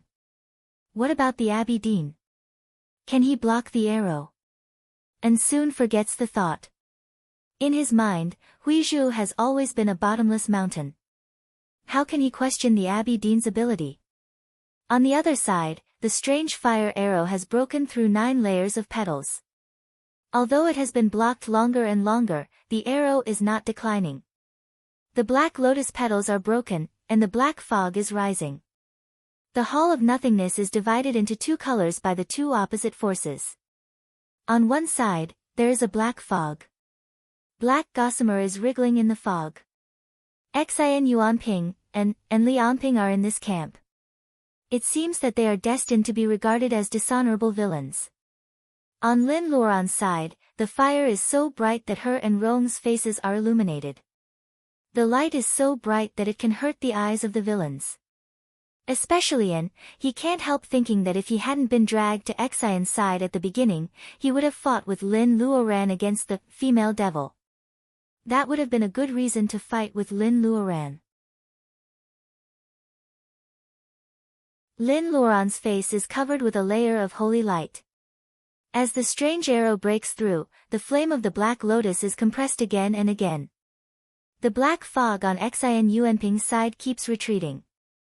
It seems that the strange arrow has completely suppressed the black lotus. However, Lin Luoran knows that the situation is not optimistic. The fire arrow shot out from her hand had a mysterious connection with her. She could already feel the sluggish feeling when the fire arrow shot through the black lotus petals. It was getting stronger and stronger.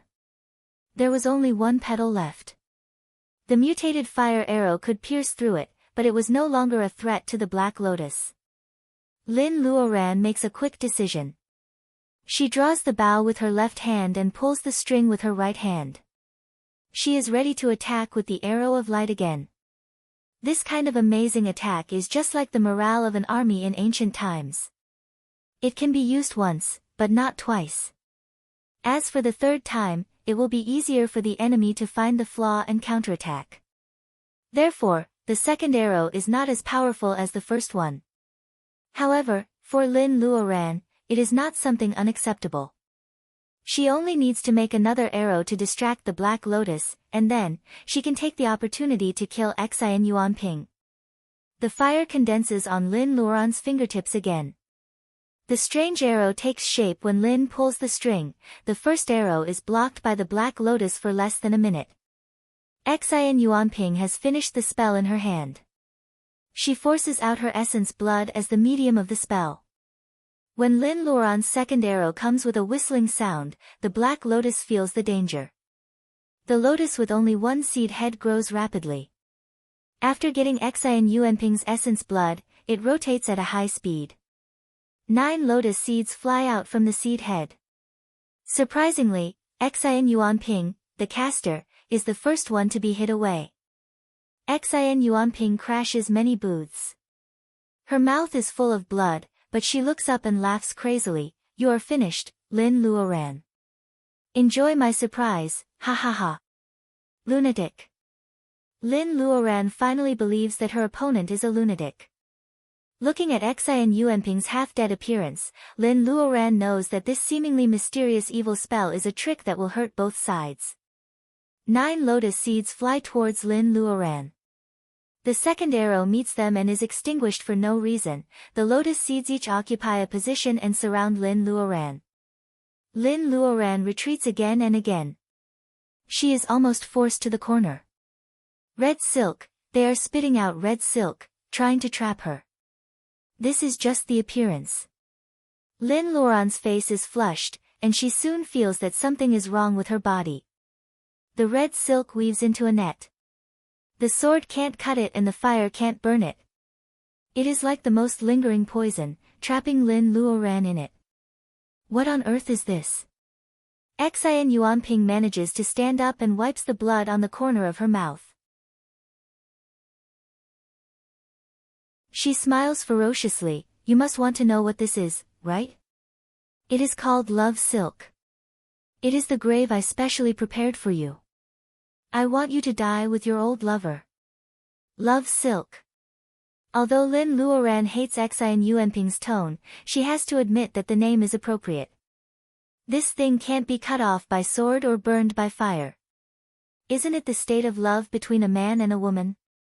Love is unforgettable. Can it also be a means of attack? Lin Luoran can't help but look at Lianping. She has not loved him for a long time.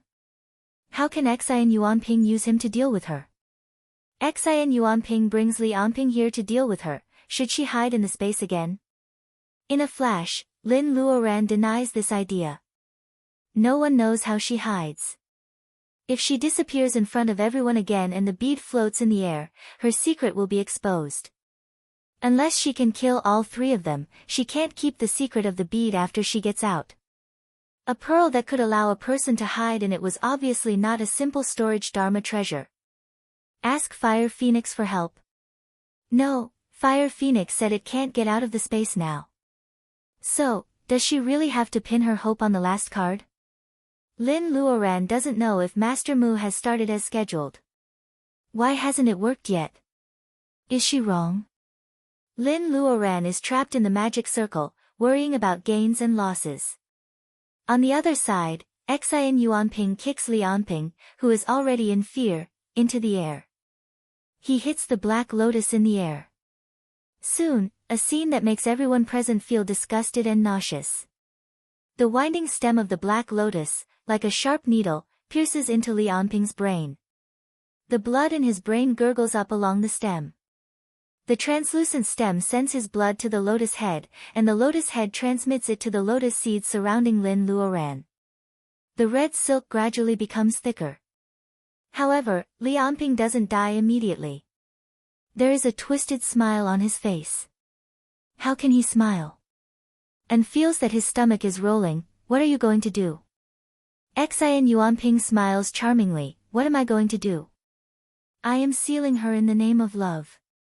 Little Taoist, don't you think it is funny? Sealing Lin Luoran in the name of love? How can it be? This man is just a mortal. How can he be the lover of the talented Master Lin?